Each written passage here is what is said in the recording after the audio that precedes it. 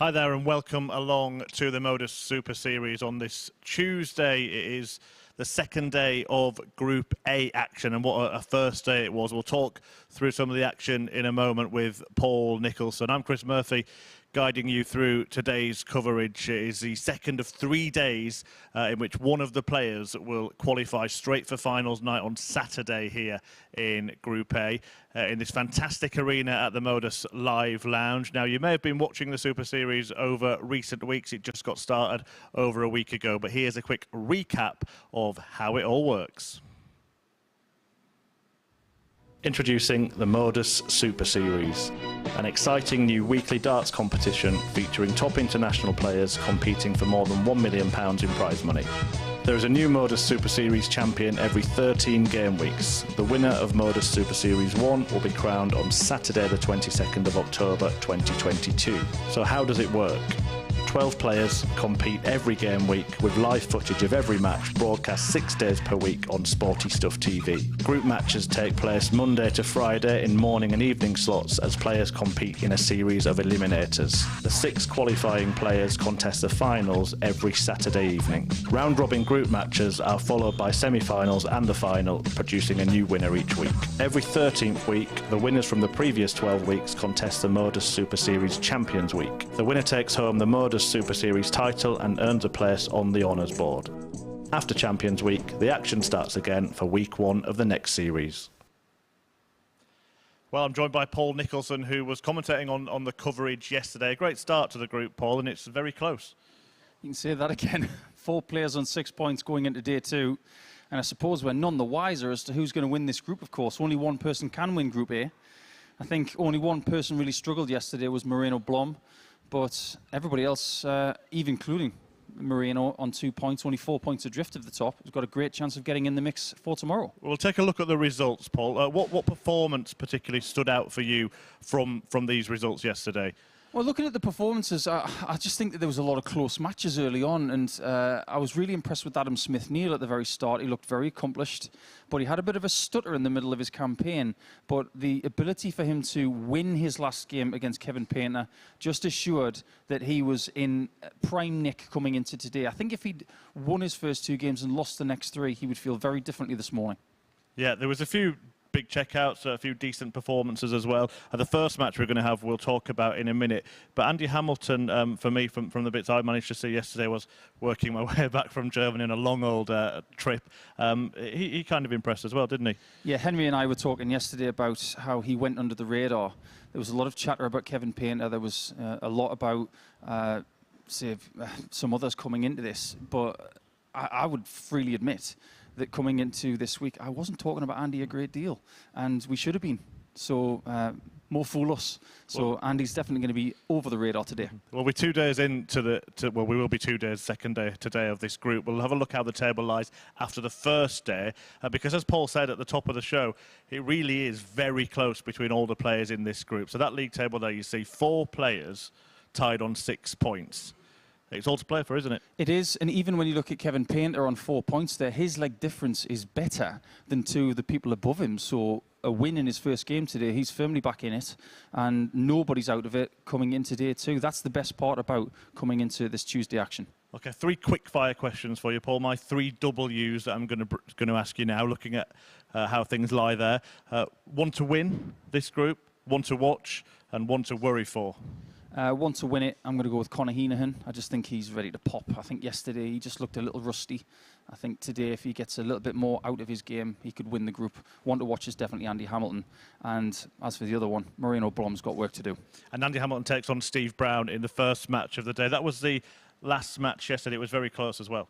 Yeah, it was a great game, actually. Both averaging in the mid to low 90s. A really good contest. Steve was very disappointed not to get that victory to bank 8 points for the day, but he's got an ideal chance of getting to 8 points in the first game of Tuesday's action. So will it be revenge or repeat? Andy Hamilton against Steve Brown, the first match of this morning's session. Charlie Corstafine is the referee, and Paul Nicholson is about to head downstairs to commentary to join Henry Deacon. Morning, Chris. Morning, everyone. Day 2 of Group A begins with us asking more questions than we have answers. 4 players, all on 6 points. And if you're keeping a tally, there's going to be more gates on your chart than at B&Q. So Andy Hamilton against Steve Brown kicks off our day. These two, as Chris rightly mentioned, played in the last match of yesterday's session here at the MODUS Super Series. And it was a victory for Andy Hamilton in a deciding leg, 4 legs to 3, of a 92.09 average. And as the boys on the balcony rightly mentioned, Hamilton, a player that went under the radar yesterday. First leg, got to a quiet start, lost to Moreno Blom in his first match, and then went on to win a subsequent 3. As we get underway on our Tuesday morning here at the MODUS Super Series, Paul Nicholson has raced his way down from the balcony. We'll let him catch his breath. It is a 99 long walk down those steps, or run in your case. Who said dart players can't be fit?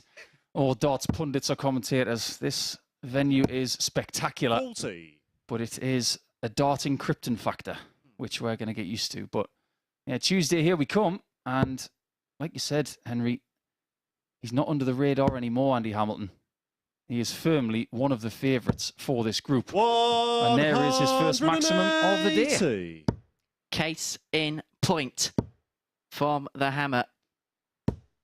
And talking about players who may be gone under the radar, Steve Brown, before play got underway yesterday, wasn't being talked up in the same circles as the likes of Kevin Painter and Conor Heneghan, but on 6 points, one of the 4 players that are on that mark, very much in the hunt for Group A success. Definitely. I think there may be a little bit more of a confident swagger about Steve Brown today. 122. I think if you'd offered him 6 points at the start of Monday, he would have taken it.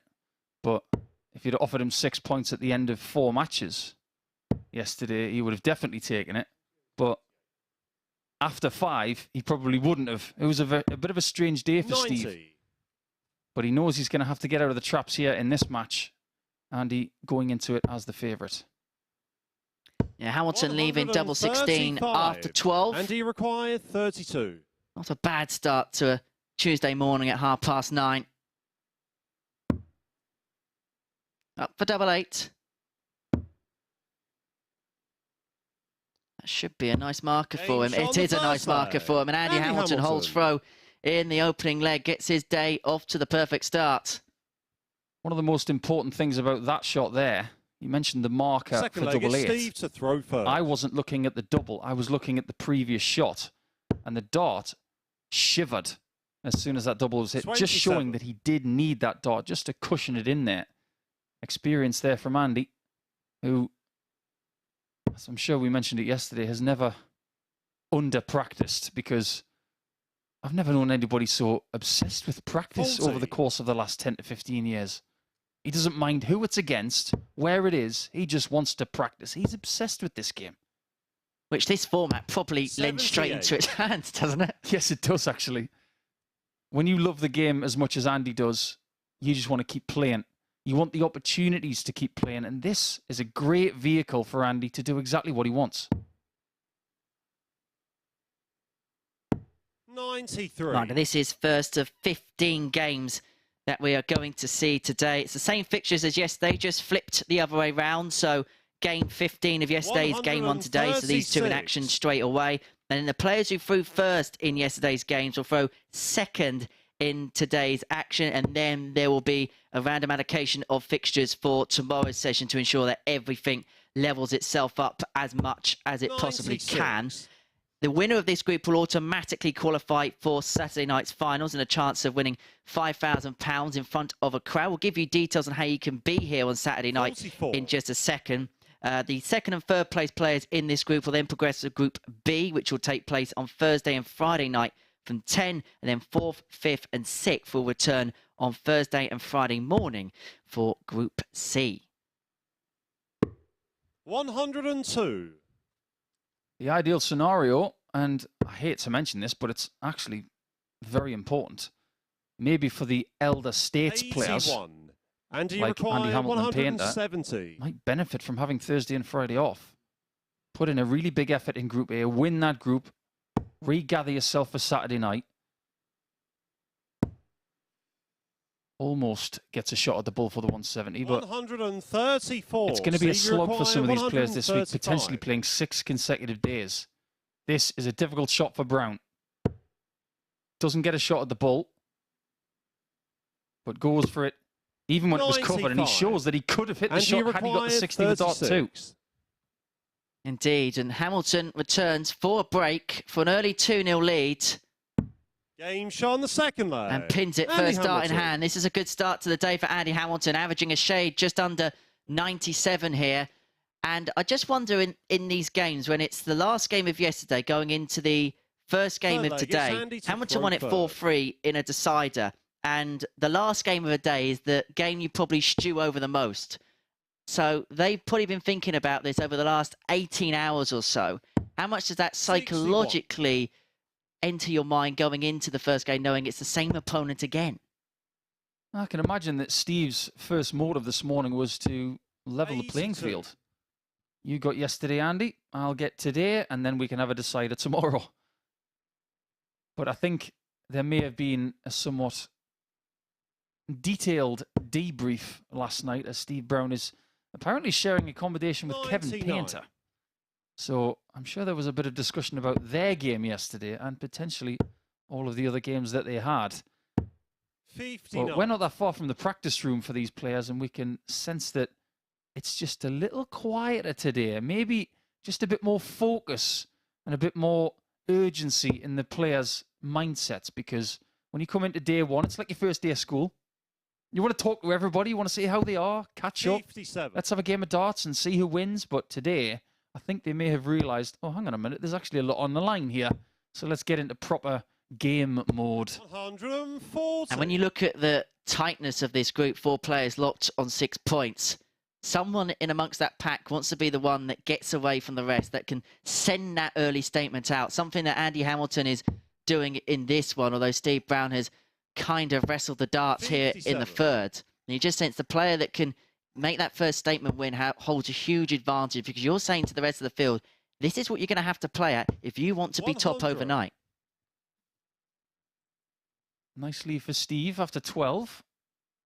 But one thing that Andy may be not so much concerned with, but maybe it's towards the back of his mind, is his leg difference. It may come into play in the next 28 hours. He's at -1, whereas all of the other people on 6 points in this group are in the plus column, and quite healthily so. So he's forced to get wins to put himself towards the top, but maybe he needs them by bigger margins than other people.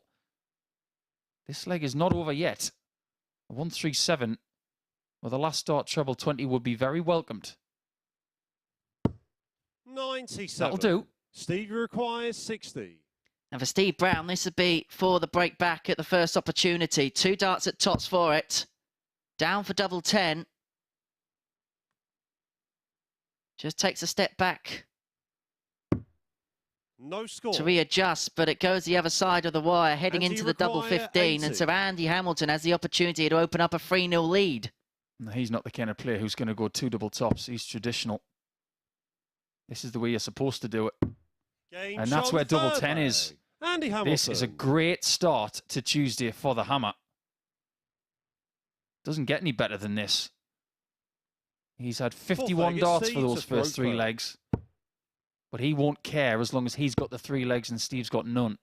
And as you mentioned, the legs difference can be oh so important. As things stand, that would put Steve Brown on 0. Of course, if he wins 4-1, that would be the legs difference. Andy Hamilton is now, as things stand, on +2, and how quickly things can change. As you mentioned, win big, lose tight yesterday, and this matchup could come into play for Hamilton early on here. That's group play for you, whether it's the Grand Slam of darts, whether it's Championship League darts in previous seasons in the PDC, whether it's MODUS Super Series.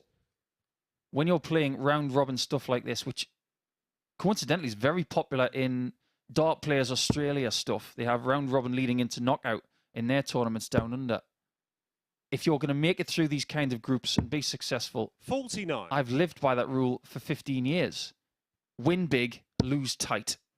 And if all else fails, just win every game. It's almost what I like to call the Jim McEwen effect of playing in Group A, just barely lose any game at all. Jim McEwen, who holds the streak for most consecutive victories here at the Super Series and its predecessor tournaments, 16 he managed to do. That outdid Sean McDonald's record of 15. That was early on in this phase. And Jim McEwen didn't qualify the Champions Week. He did not win that week. That was won by Daryl Pilgrim in week 4. Your qualifiers so far: Robert Owen all the way back in week 1. It seems like a long time ago now. Chaz Barstow, Graham Hall, who, as things stand, is my favourite to win the whole stage based on what we've seen from him. Lee Evans, 121. and your 2 winners in this building over the last couple of Saturdays, Kieran Tian and Graham Usher, who was mightily impressive on Saturday night. Player of the week last week by far. And he ran towards the finishing line as well, didn't he? Can Andy Hamilton make a run to the finishing line here, leaving 155 after 12? This would be for a 4-0 victory. Doesn't go this time, so Steve Brown will return for the 115. And he may have to take it now. And does he go bull first, or does he go for the treble 20? There's a lot of people going bull at the minute for this. It's a bit of a 50-50 call. 55. But Hamilton on a double after 15. And he required 24. Looks like he's coasting towards a 4-0 victory, Henry. Indeed he is. Double 12. Now double 6. And akin to the double 8, that line might be nice for him. 12. But it goes the other side of the wire, and so Steve Brown will return for the 60. Last time he was on this number, he bust it. The single was exactly like that. 20. No shot hit. And he required after 12. 6 attempts at double in this match. In fact, it's only 4. I do beg your pardon. But this is the 9th shot for Andy Hamilton. And he takes 4 legs. And that is a very big blow to Steve Brown early. He's got plenty of chances to recover. But there are the stats for this one. A strong start from Andy Hamilton on Tuesday morning. 4 legs to 0.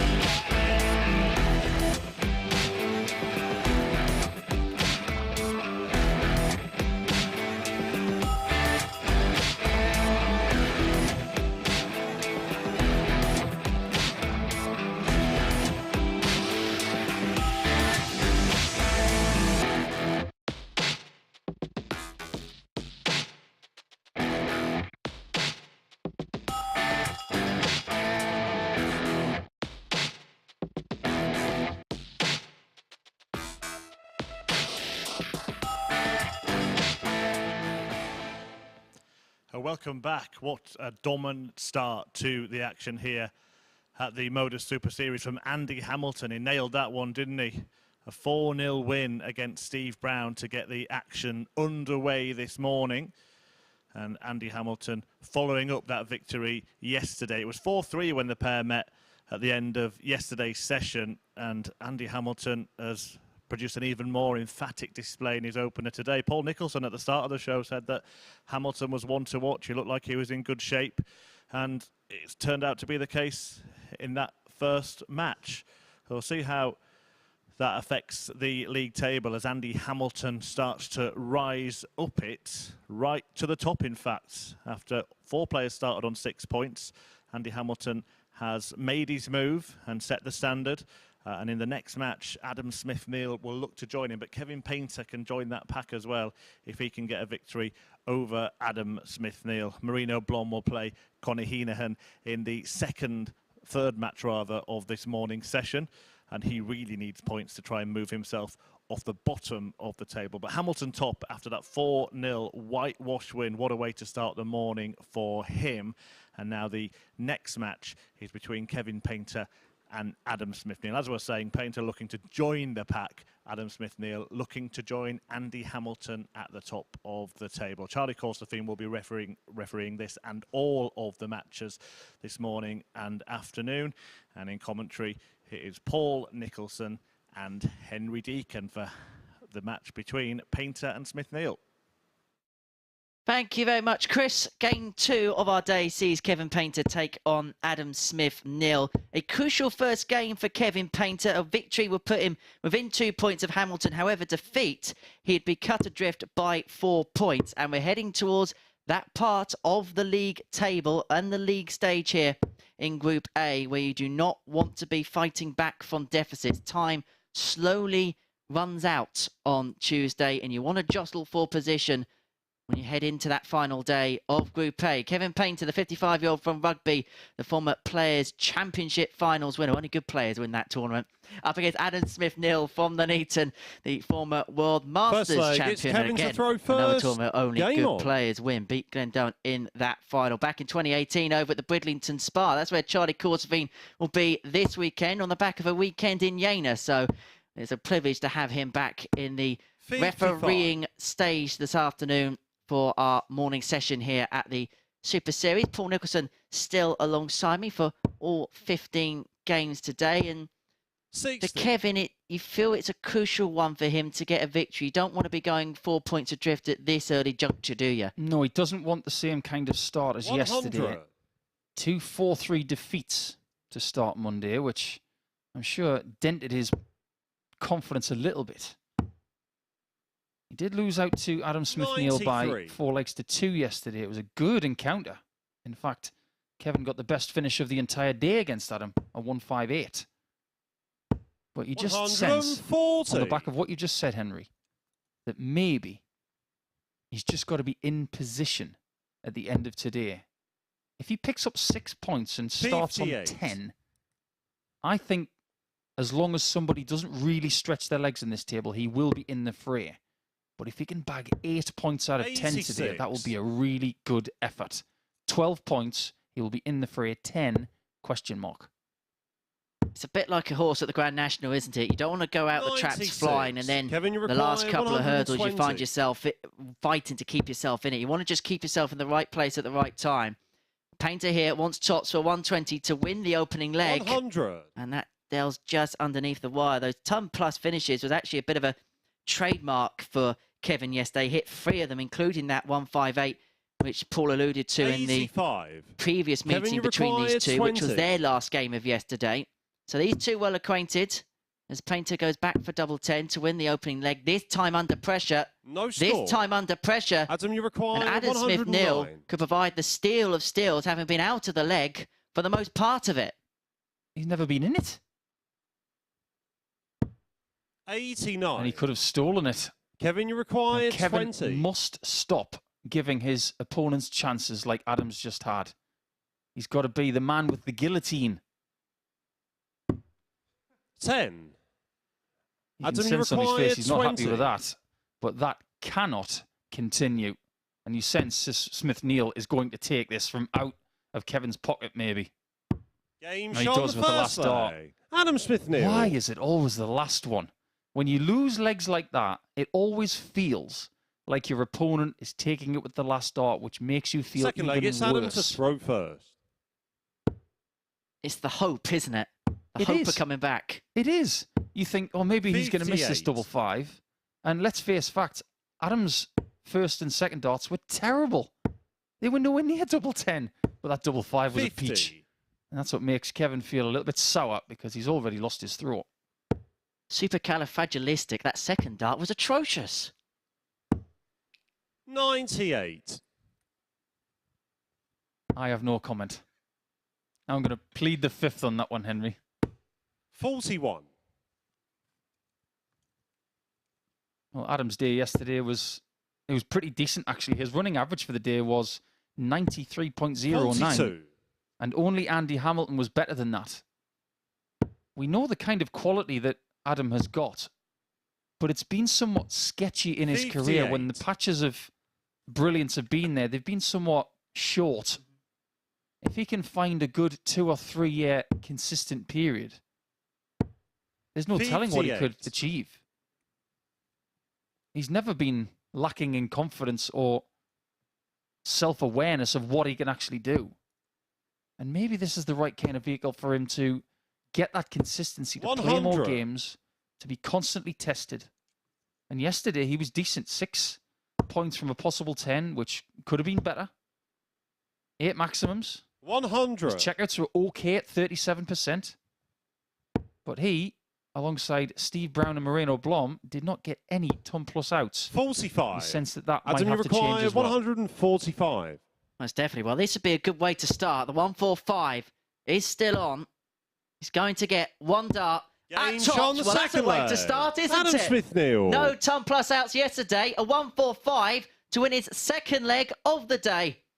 And after breaking Kevin Payne to win the first, he backs it up with a hold, and he's in a commanding leg, it's Kevin position to here, throw first. leading the Game on. artist by 2 legs to 0. And if he can claim victory in this one, he would hold a 4-point lead against the artist. 100.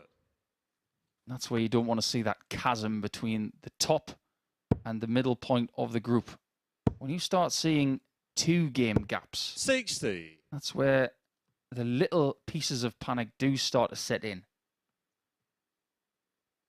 Painter's just got to keep pace. And finding that first star most of the time 100. is going to make visits a lot easier for him. Now, he's going to be disappointed with that 100 there. We always say, Henry, that when you get 100, if you get the treble last, 57. it's a good ton. But it's a bad one if you get the treble first start. This is a difficult spot for Kevin because he knows now that Smith-Neale has 85. had that time at the crease to just get himself ready, and he's now in and ready to move forward. It's very much like the cricket mentality. You want to get them out 96. early because you don't want to drop the catch when they're on 12 or something, and they go on and make a century. You just sense a little bit here that Kevin's maybe trying a little bit too hard now. 95. Maybe forcing the issue a little bit too much. He's always been quite intense when playing competitive matches. But when he tempers that intensity and has 66. a bit of Kevin, you require 121. easy focus about it, he does tend to play his best stuff. But he does have 6 darts from here to get his first leg of the contest. He's going to go for it. 96. That's an interesting call. Maybe he just fancied, after missing 8 darts at double in this match so far, that a bullseye would 129. galvanise his Kevin, you chances, but he require can't miss this. 25. Indeed, he doesn't. So 17 double 4 is the MO. Down for double 2. Game shot on the third Bags leg. it last darts Kevin in hand. Painter. And when you go that way, you can put yourself in danger if you go inside twice. But Kevin Painter does and gets his first leg of the day on the board. But this is the crucial leg for the it's Adam artist. to throw You sense first. he has to break Adam Smith-Neale here. Otherwise, the man from Nuneaton is on the hill. 83. Just going to test my British geography without looking at a search engine. Nuneaton is in Warwickshire, isn't it? Police are, yes. Yeah. 11. So this is a Warwickshire derby because The artist lives in Rugby. These guys are probably somewhere in the region of 25 minutes apart. 100. Pretty much smack bang middle of the country. It's one of the reasons why a lot of dart players move to that area, because when traveling to different tournaments domestically, and some which are international tournaments, 100. you can be at pretty much any point of the country within 2 to 3 hours. I know that was one of the reasons why Kevin moved from Essex to the Warwickshire area. 174. But originally, Smith Neale is from that area, and he is on 144 after 9. This is a heavyweight leg from the former World Master. Adam, you require 144. Putting the foot down at the right time. And a 145 in the game. The 144 won't go this time. 44. He's himself on a ton after 12. Painter can only apply pressure with this visit. Kevin's played quite a few games in his Super Series career. In fact, this is his 108th Adam, you game. require 100. Never won a Group A. So does Group A suit him? Time will only tell. 75. That did not go to plan, but all is not lost. He's in the same position, funnily enough, that Kevin was in the previous leg. It's almost as if he's missed the bull, but he didn't have a shot at the bull. 85. He's going to Adam, return for the 25. We see different players go different routes now. But he's going to go the traditional 988. Game shot on the Pins fourth it, leg. 2 darts in hand. Adam Smith Neale. 3-1 lead then for Adam Smith Neale. And it looks as if he's running away with this one, and he could put a 4-point gap between him and Kevin Painter if he wins one more leg. Kevin to throw first. Huge couple of minutes coming up here 55. for the artist. As I say, could be cut adrift a little bit with defeat in this one, especially as coming up next after this one, we'll see Conor Heneghan up against Moreno Blom. And Heneghan could also then open up a 4-point gap on Painter. And even at this early juncture, it makes his job even more difficult. 55. Look at Kevin's fixtures as well. He's got Moreno Blom in game 6, which is his second game of the day. So the second half of today's play is going to be hugely 57. important to Kevin. I believe he's allowed one defeat today, but if he gets it in this match, he puts maximum pressure on himself when he plays Brown, Heneghan, and Andy Hamilton. What do you make of the mentality going into day 2? Because 100. I mentioned earlier, you can very quickly get caught up in things. After day 1, it's only 5 games of a 15-game group. You can say, well, okay, that happened. We can go again tomorrow. 95. But once you get a couple of games into Tuesday, things get very serious very quickly. They do. I've always called Tuesday in Group A moving day. The very same as a round 3 in a golf Kevin, tournament. you require 156. If you don't make your move, the likelihood is you're not going to win the group. Great first start from Kevin. Second, almost finds the target. The likelihood is it probably would have if it wasn't for the other one already sitting there. So it's Smith Neale who's got the option of 2 treble 20s to finish this one off 148 with another big checkout. Now, double 14 for Kevin is a good double. 100. Sometimes his darts Kevin, you kink a little require bit to his left. 28. So if he misses it, just outside is a good guide. Well, that negates that. Game shot on the 5th leg. Comes to his rescue. Kevin Painter. For a 17 darter, he is very much still alive in this one. But he cannot afford to give Smith Neale any shots at the outer ring from here in my liking. First. And it is Smith Neale who has the darts here to wrap up a 4-2 victory. 85. What do you make of the beard of Smith Neale? It's quite resplendent, isn't it? And I know we talk about a little bit of nonsense here at the MODUS Super Series every now and again, but 40. I talked about Kevin's shoes yesterday. I'm not going to go any further. I said enough about them yesterday. But that beard, I actually likened it to 100. Richard Kimball yesterday from The Fugitive. And I said he doesn't have to escape from this place. He wants to stay here. He didn't always have that beard, and he wasn't always this bulky. He used to be about 6 stone wet through when he first came to the tour. And his face was about as smooth as his darts. 39. From boy to man. Looks like he's been living in the mountains. 100. Well, he has got the muscles to lift a trophy like the World Masters Trophy, which is one of the heaviest. Maybe not the heaviest now, but at the time it was. 100. That's a good ton from Adam. Painter, if he's going to stop Adam from getting to a double, must get into the finishing zone here. 60. And can't. You sense realistically he needed a 2-treble visit there. Smith-Neale then 6 darts from 177 to wrap up victory against Kevin Painter and would deal 99. another seismic blow for the artist right at the very beginning of day 2 here in Group A. It wouldn't leave him acquiring snookers, but he'd have work to do to work his way back in at the top end 100. of the table. Adam, you So require 78 will seal it for Smith-Neale. Painter's needing snookers. Double 9. Wasn't expecting to go for this target. Game, shot, but it doesn't matter. and the match. That's an Adam excellent Smith-Neale. switch from Adam Smith-Neale. It just goes to show that when things don't go your way on a checkout, you just have to be a little bit pliable. An 82 average, you thought maybe wasn't going to be good enough to beat Kevin Painter early, but it was. And ultimately, the 10 missed doubles from Kevin Painter early in that match told you the full story. 4-2 to Adam Smith-Neale, and we're going to go into match 3 next with Moreno Blom and Conor Heneghan, so don't go far.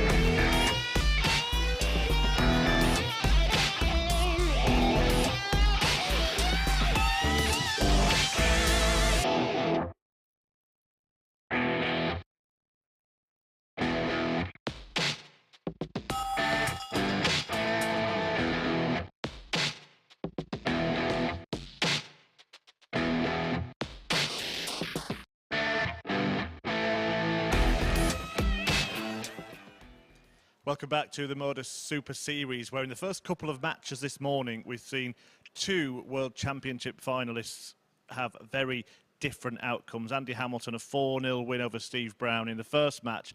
But then Kevin Painter, well, the damage was probably done in that first leg, wasn't it? Missed darts against Adam Smith-Neale, who was allowed to break and then go on and win the match 4-2. And Paul Nicholson said there in commentary that Kevin Painter could probably only afford to lose 1 game today if he still wanted to harbour ambitions of finishing top of Group A and book his place in finals night. By doing that, But Adam Smith-Neale, in the end, outperforming him. And there's one key stat, isn't there? Of course, the 145 checkout was big for Adam Smith-Neale, but 4 out of 7 on the doubles compared to 2 out of 12 for Kevin Painter. And a lot of the damage, as I said, done in that first leg. Well, we've had the former world champions, the players maybe towards the end of their career. Now we've got a couple of players at the start of theirs, Conor Heneghan, and the man at the bottom of the league table, Moreno Blom. And he really does need victories today. Just 2 points from his 5 matches yesterday. His average was 16 points worse than Adam Smith-Neale, who had the highest average across the day yesterday, Moreno Blom. So really needs to up his game today, the youngster. But it is an exciting match between 2 young stars coming up here. And it is Conor Heneghan, who was the favourite to top this group before it started, taking on Moreno Blom. Back to Paul and Henry. Thank you, Chris. And as you mentioned, this could be a glimpse into the future of the sport we love so much. Moreno Blom from the Netherlands started yesterday in style in that victory against Andy Hamilton, but he openly admitted himself on social media last night that the long course of the day caught up with him a little bit, but he's come back with a different MO. He's rehydrating himself, getting himself some extra food, lunchtime being an important factor here at the MODUS Super Series as he takes on the 23-year-old Conor Heneghan, who knows this tournament format so well. It's amazing to think that when he joined the first leg, it's Moreno competition last year, game on. He came in as a qualifier and he's gone on and done some special things. 140. Runner-up in our Champion Special earlier on this year in July. Lost out in that one to Jim McEwen. 100. And is the favourite not just to progress through this group, he's 7-4 to do that, but he's also the 81. 4-1 odds-on favourite with the bookmakers to win the whole week and progress through to the Champions Week at the end of October. 60. I'm really glad you brought that up, Henry, because the fact that we found 140. Conor Heneghan as a qualifier just goes to show that there are talents out there that haven't been found yet. And I have to say it, I'd heard Moreno very little about Conor 140. when he first graced our hockey, but we know plenty about him now. 100. I didn't know much about Moreno Blom coming into this week, but yesterday, I think his honesty about how 59. Moreno, you require the Monday 40. stretch just got to him a little bit. I think that was very honest, and I think as a dart player, you have to be honest with yourself. Game shot on the And first that's a really great Moreno start. Blom. 13 darter gets him off and running. A little bit of respect there between the players, which we always like to see. But match one wasn't Second a leg, it's problem Conor for to Moreno throw yesterday, but it was after that where his average tumbled to around 77 for the day. He did have 3 maximums. 100. And here's the strangest thing. His checkered percentage yesterday was 77%. 92. No, do not adjust your sound portions of your televisions or smart devices. I said that right. He was bottom of the table 140. on 2 points, and his checker percentage was 77%. If that doesn't illustrate that he lost his 95. scoring boots, I don't know what does. Staggering statistics. Sometimes you've got to look twice, don't you, at things, just to double check that that was what it was. Most certainly that. And 100. as you mentioned, he was very open and very honest on social media about his day yesterday. He just said that he struggled around lunchtime. Obviously, it's a really 60. early start. Players Conor, get you here usually require around about 161. 8 o'clock in the morning. So it's a long day when you're playing up until the middle parts of the afternoon, going on to 2 o'clock and beyond. And if you haven't 61. eaten, refueled and things like that, then you are going to struggle towards the latter part of the day. 60. Conor, you require 100. 60 for tops. That's what everybody wants. Game shot That's on the exactly second what leg. Conor gets. Conor Heneghan. Good start to this third match of the day. We had a 13 darter followed by a 14. Any money on a 15 to follow the sequence next? I Third wouldn't be leg, it's surprised. Moreno to throw first. As long as you don't go beyond 15, we'll be more than happy. That's a lot to ask for, Henry, but 24. these guys can deliver that. I just sense as well that both of these players are going to be happy with the pace of this game. They both like to get on with it, but do you see any 44. young players coming through now that are a bit more methodical? They all seem to follow the the Michael van Gerwen blueprint of get rid of them as soon as you possibly can. Us young people, we don't like waiting around anymore. We're insisting on things right away. It's no wonder us 43-year-olds have got anxiety watching you young troops around. Honestly, I play young players these days and I get dizzy. I'm part of the Dennis Priestley generation, where you have to think before you throw. There's no thinking around here. This is just execution. 45. I've been looking into where Conor Heneghan's from. He's from a town called Roundfort in the Republic of Ireland. 96. Which is very famous for farming. I suppose that fits the MO of what people think of when it comes to Ireland. 140. We're a farming nation. They do have some fabulous produce coming from that country. But as far as the produce coming from Roundfort in a darting capacity, yeah, it's not too bad either. Yeah, so when Conor came here for the first time, he came here with his brother Martin. I think he was a qualifier as well, wasn't he? If I'm correct? Indeed, yeah. 134. Martin Heneghan, not a bad player, but there's been a lot more made of the younger of the two over the last 12 months. 99. Conor, you require 78. Could be a lot made here. Conor Heneghan, if he can get this breaker throw. 78 he wants. It's not a disaster. 72 left, so treble 18 leaves him a dart at double 10. And Conor Heneghan gets that breaker throw, opens up a 2-1 lead against Moreno Blom from the Netherlands. And Conor knows that he wants to win this first game to get himself on 8 points to keep up the pace at the top of the table. Heneghan was the table topper overnight. So the last thing he would want to do is to lose sight at the top of the table at the very first opportunity. I've just had Chris Murphy in my ear, and he tells me that 59. The combined age of these two is 43. That makes me feel so good for Tuesday morning. Thanks, Chris. 100. It reminds me of a conversation I had with Martin Schindler and Callan Ridds in Gibraltar some 4 years ago. And Callan walked up to me and said, "Do you realise, Nico, that Martin and my age together is younger than your actual age?" And I just walked away. 60. I best not mention my age, should I? Please don't. 57. I'm going to go and have a chat with some of the production crew because they're a little bit older than I am. Age is no boundary at the MODUS Super Series. 96. We've had players under the age of 20. We've had players over the age of 60.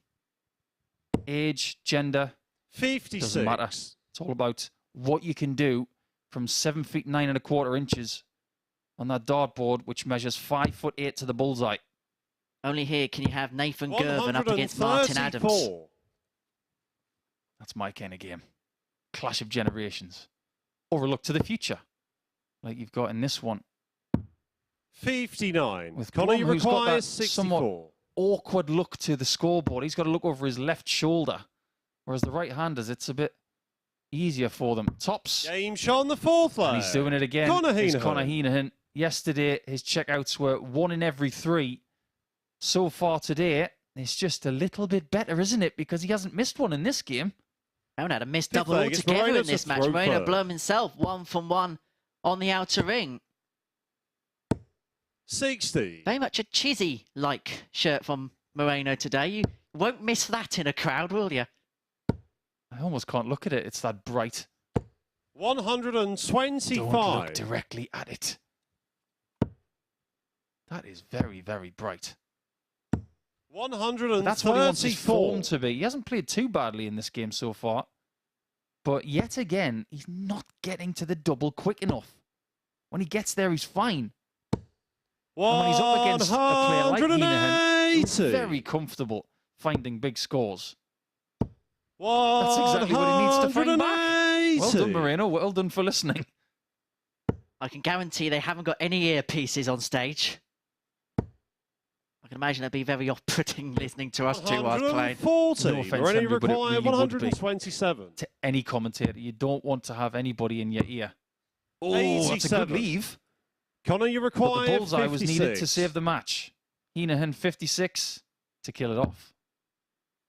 Well, judging by the way this game's gone, it'll go Game, first start in shots, hand. It and does the go match. first start in Conor hand. Heneghan. And Conor Heneghan kicks off the day in perfect style. 4 from 4 on the finishing. A 95.3 average, as you can see on your screen now. Perhaps the difference in this game was Moreno's perhaps a score behind in most of the legs, and that can probably be vouched in the fact of the 100-plus throws, which you can't see on your screen, but it was 8 for Conor Heneghan compared to Moreno's 2. In the 140 stakes, it was 3-2 in Conor Heneghan's favour. 100% checkout ratio for the Irishman, including that ton-topping checkout as well. We're going to take a short break, and when we return, it's going to be the battle between Adam Smith-Neale and Andy Hamilton. For one of them, they'll be the first players onto double digits in the group.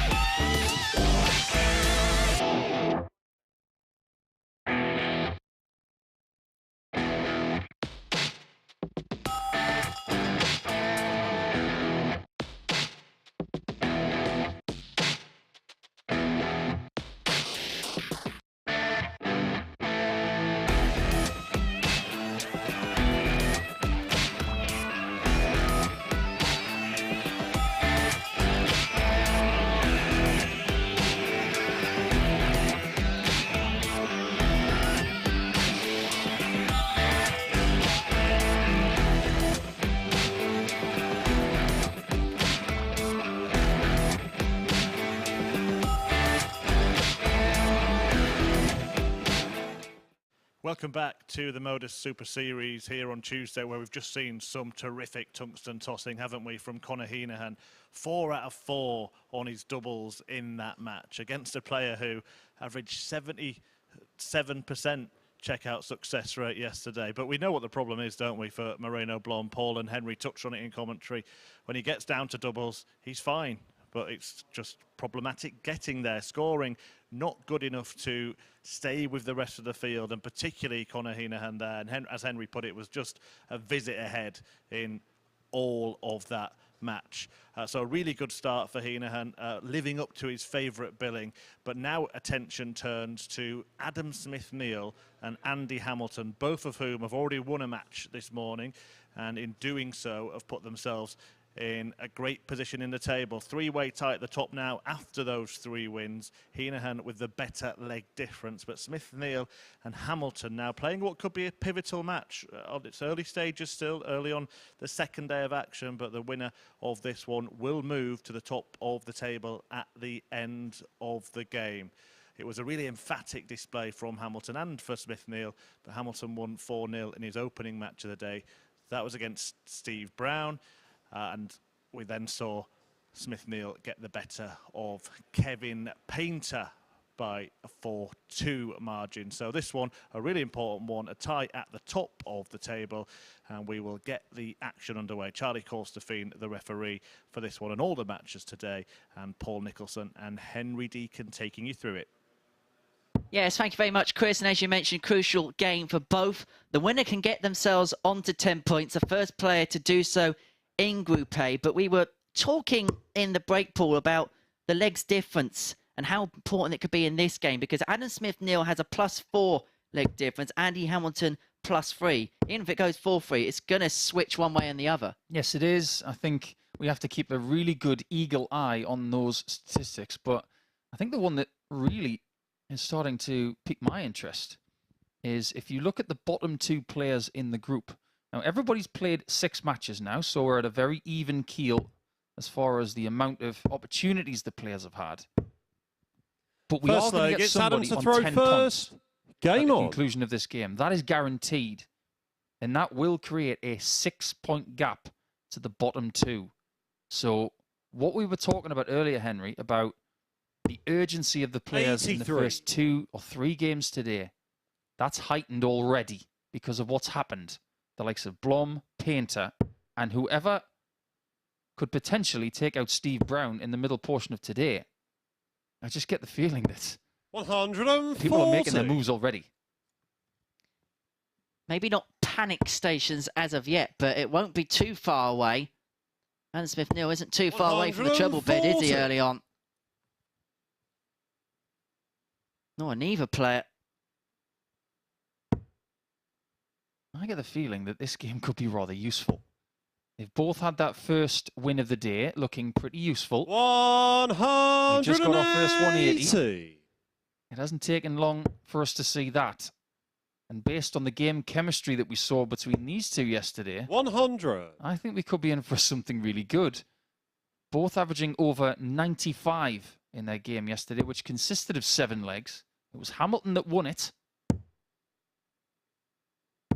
Arguably one of the games of the day. I don't know, I'm just having a look at Andy today, and it just feels like there's a swagger, there's a purpose about him today. Almost as if there's a real belief that he could be the man that can kick on in the group and he requires 142. The crucial move. Well, the crucial move here will be the 1-4-2. This will be for a break of throw with Smith-Neale back on 78 after 12. Goes bullseye. Well, one dart at double 16. 110. So really went for the ball there, because the first dart was so plumb. Yeah. There was a little step and a skip there from Andy Hamilton. Game as shot if to say, I was close to getting that 1-4-2, but he's had his pocket picked. That's a really good classy check out there from Smith-Neale. Little flick of the flight on the way through. He survives the little scare and he takes the impetus and saves his own throw on leg 1. I just created a new word, by the way. Stip. Somewhere between a skip and a step. It sounds a bit like a Kiwi word. Taking a step in the right direction. That's an homage to all of our Kiwi viewers. Hope you're all having a nice day. 180. It's probably bedtime for people in New Zealand. Well, 3 in the bed there for Adam Smith-Neale with our second 180 of the match. It's early stages, but this has got so much potential to be the match of the week. Never mind the match of Tuesday. Smith-Neale could have plonked another one in there. We may have been edging closer towards moment of the week, moment of the Super Series so far. Still yet to see a 9 on that stage. Someone's got to do it. I'm trying to remember who the first person was to get one in the previous studio. I think it might have been Martin Adams. We'll have to do our research on that one. But we have had a few 9 darters in Super Series action. 59.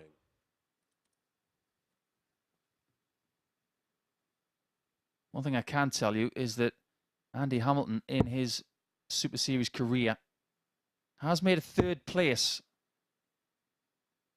on a Saturday night previously in Phase 2 this year. That week was won by Josh Payne. And in that same phase, Smith-Neale won week 3 and was 45. third in the Champions Week And he behind Dan requires Reed and Robert 76. Owen.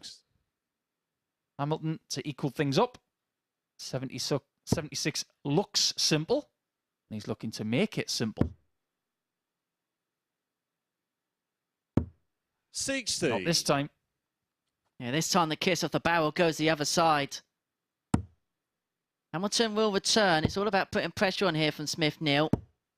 139. Well, he's most definitely done that. And he Leaving himself on requires double 60. 17. Should he get another poke?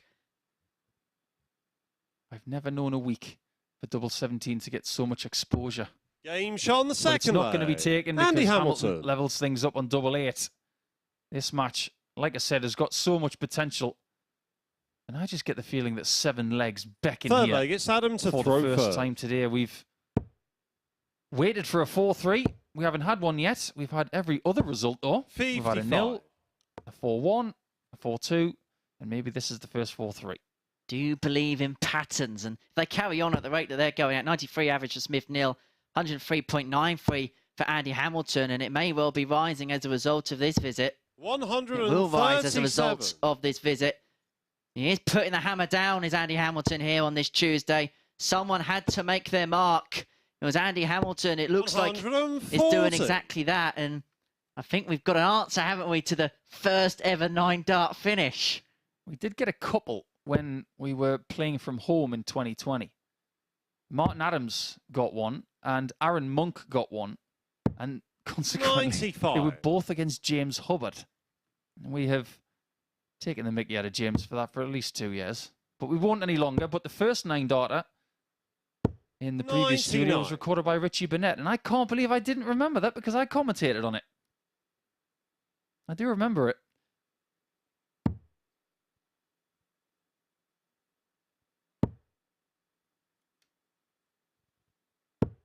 $59.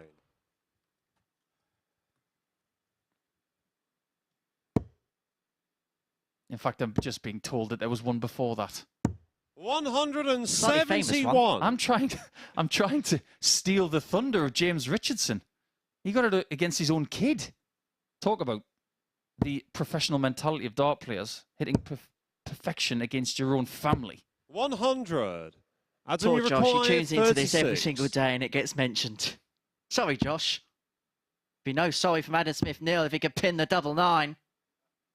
Oh, he thought it was in. He took the step forward. Now he has to readjust. 18. And it goes the other side of the you wire. require 110. Hamilton is back on 110 for a breaker throw and to open up a 2-1 lead in this quality encounter. Well, he's going to have to move over to the 18s there. Gets the triple 18, which gives him a dart at the requisite 92. double. And that wasn't too far Adam, away. you Kisses the require wire, 18. but goes the other side. And so Smith Neale will return for this double 9.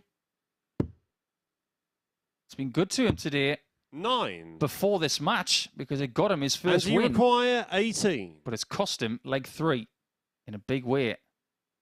Somewhat salt in the wound if Andy Hamilton was to find it. But he has to traverse across the board to double 4. 10. Doesn't like Adam, that you dart at all. I require don't blame 9. him. Never really threatened the green segment. How about Smith Neale on that same one? We're going round the houses. 5. And both players will feel this And do you opportunity require missed if they go on 8? and lose this leg. Hamilton returns for double 4. For a break. For a 2-1 lead. Double 2. Now 1 from 8 on the Game shot on doubles. the Make third that 2 leg. from 9 Andy Hamilton. for Andy Hamilton. And you can tell how good a game it's been in the scoring department because that little foray in the doubles department has brought the averages down to 91 and 86 respectively. Andy Fourth leg, Hamilton it's Andy to won't throw care first. one little bit. Game on. He's 2-1 up. He's obtained the break and has the darts here to open up a 2-leg cushion. If he can open that cushion up, he'd only be 1 leg away from victory and become the first man in the group to get onto double digits. 140.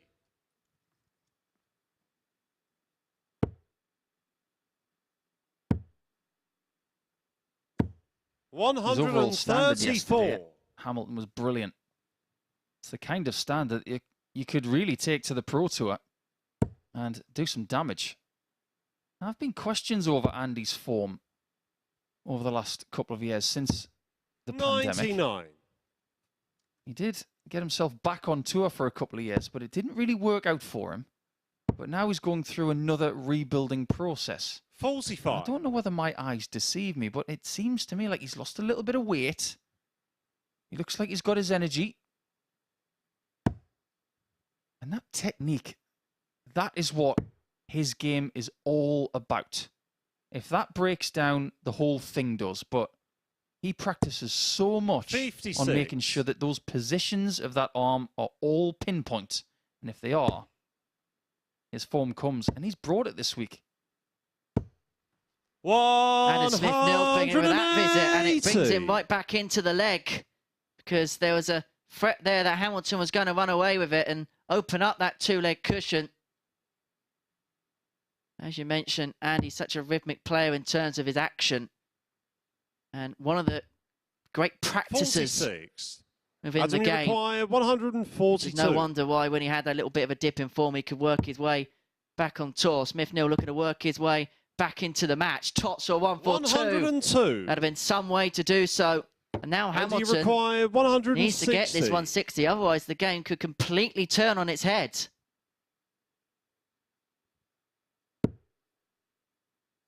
Short with dart 1. 42. Smith-Neale has time to breathe. Adam, you require 40. One more job left. Game shot on the That's fourth it right leg. there. He made that look Adam so Smith-Neale. simple. It's as if he walked to the oche and he didn't even think about stopping before he delivered that dart. It's as if he knew it was going Adam in. to throw first. Great ease about the throw of this former world master. Now I'm going to pose a question to 81. you and to our audience, in fact, because I want you all to look at the list of champions of the World Masters in its history. It's the oldest tournament in the world. I'd like you to get in touch with us here at the MODUS Super Series today, live on Sporty Stuff TV, and I want you to tell me 60. who your favourite World Master is in its history and why. Get in touch with us at MSS Darts. You can tweet Henry or myself, 59. and we will possibly give you a shout-out in a future Adam Smith-Neale match. That is some question. I'm going to have to think about that one. I know mine off the top of my head. Graham Hunt. Australian, mid-90s. 57. Totally unexpected. I met him back in 2005. What a lovely bloke. He's my favourite World Master. Closely followed by 137. who won it 3 years on the trot. Answers on a postcard. Or by carrier pigeon. Again, I'm showing my age. Carry a fly around this commentary box. Being attacked by the local wildlife here at the new venue, the MODUS Live Lounge, which is perfectly 51. beautifully set up. The perfect playing conditions for the players. A reminder that on Saturday night we'll have a crowd in for the finals. You can be a part of it as well. Head over to dartshop.tv for more information on how you can be here. Tickets are free of charge as well. So do come down for a free night of darting fun if you're about on Saturday and in the Portsmouth area. 133. That's splendid from Smith-Neale. Really starting to find what he needs at the right times. It's not so much about being a great player 57. all the time. Adam, you require It's 40. about finding the right shots when you need them. That 133 Shot was on the fifth leg. spectacular. Adam But Smith-Neale. that tops, just to finish things off, he's making things so difficult for Andy Hamilton in this match. And now he's at the point of no return where he needs two 6 leg. straight It's Andy to throw to stop first. Smith-Neale from getting Game the on. 10 points first. And perhaps the crucial moment where the game may have changed was actually in the fourth leg when Smith-Neale looked out of it. Hamilton was well ahead and he hit that maximum. It gave him that little bit of hope and it 60. almost forced the error there from Andy. And that's how the game, from my perspective, may have swung. The averages have swung as well. Smith-Neale averaging 92.5. 100. Hamilton now down to a shade just under 84.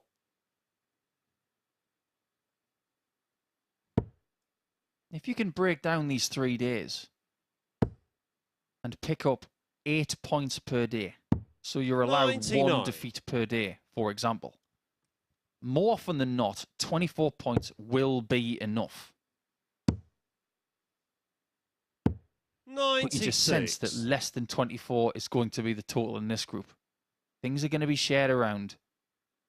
And usually on a Tuesday at this point, Henry, I would try and pick a number based on what we've seen as to what I think is going to win this group.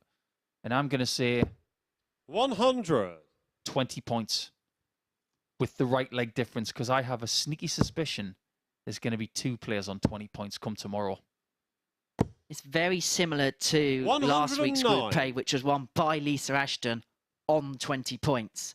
And it went down to a deciding game in game 14 of Wednesday against Justin Smith to see who would get that spot.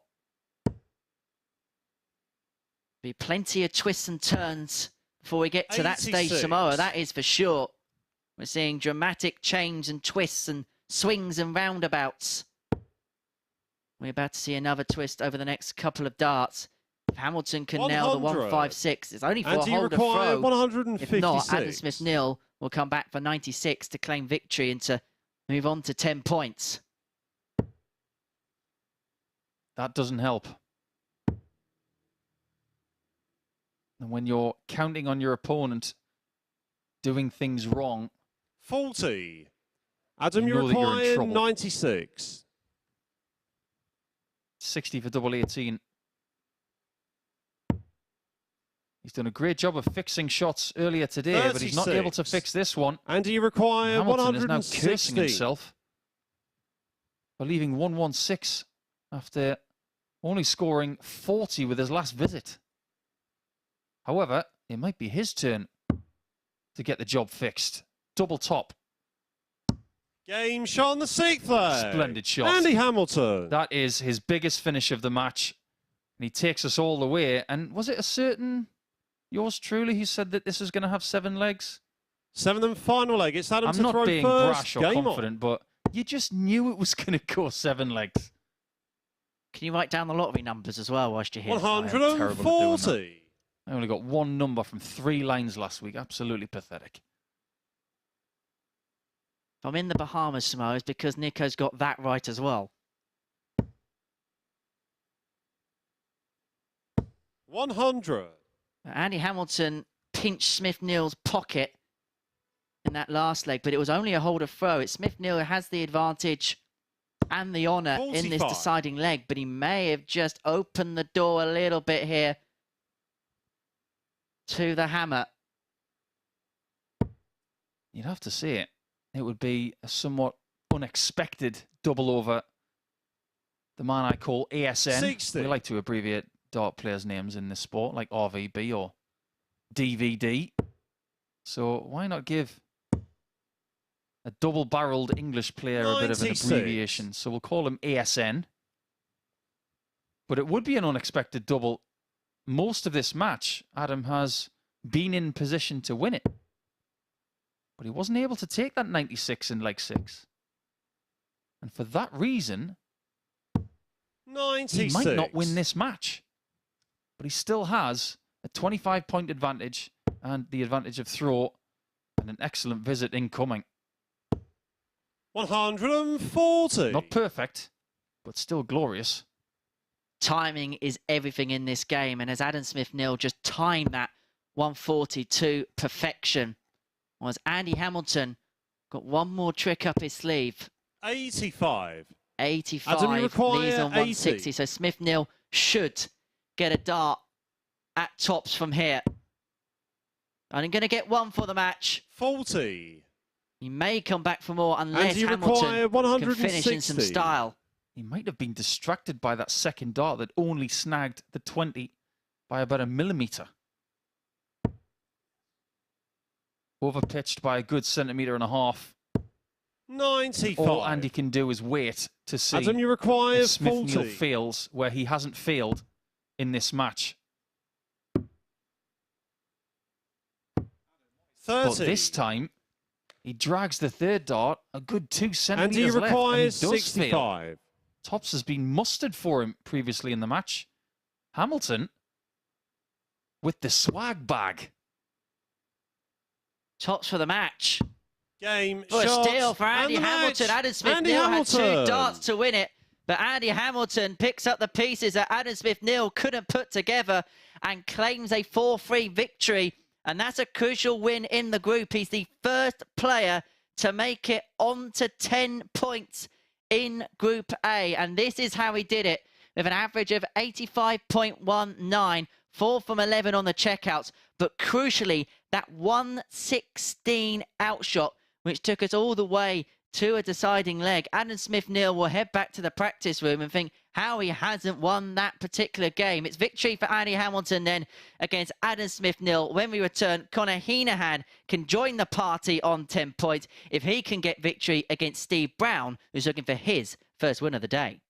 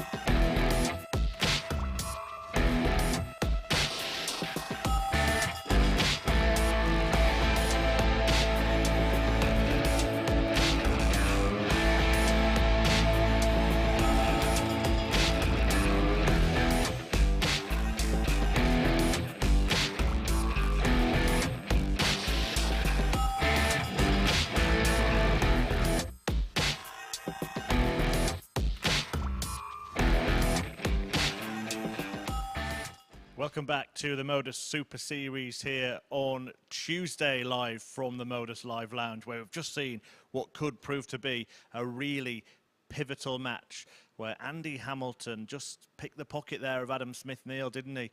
Smith Neale missing a couple of darts to win that game, 2 of the 13 that he missed at double during the game. Scored really well throughout it, but fantastic 116 checkout from Hamilton, and then going on to punish Adam Smith Neale for those missed match starts to double his win tally for the day after a perfect start earlier on.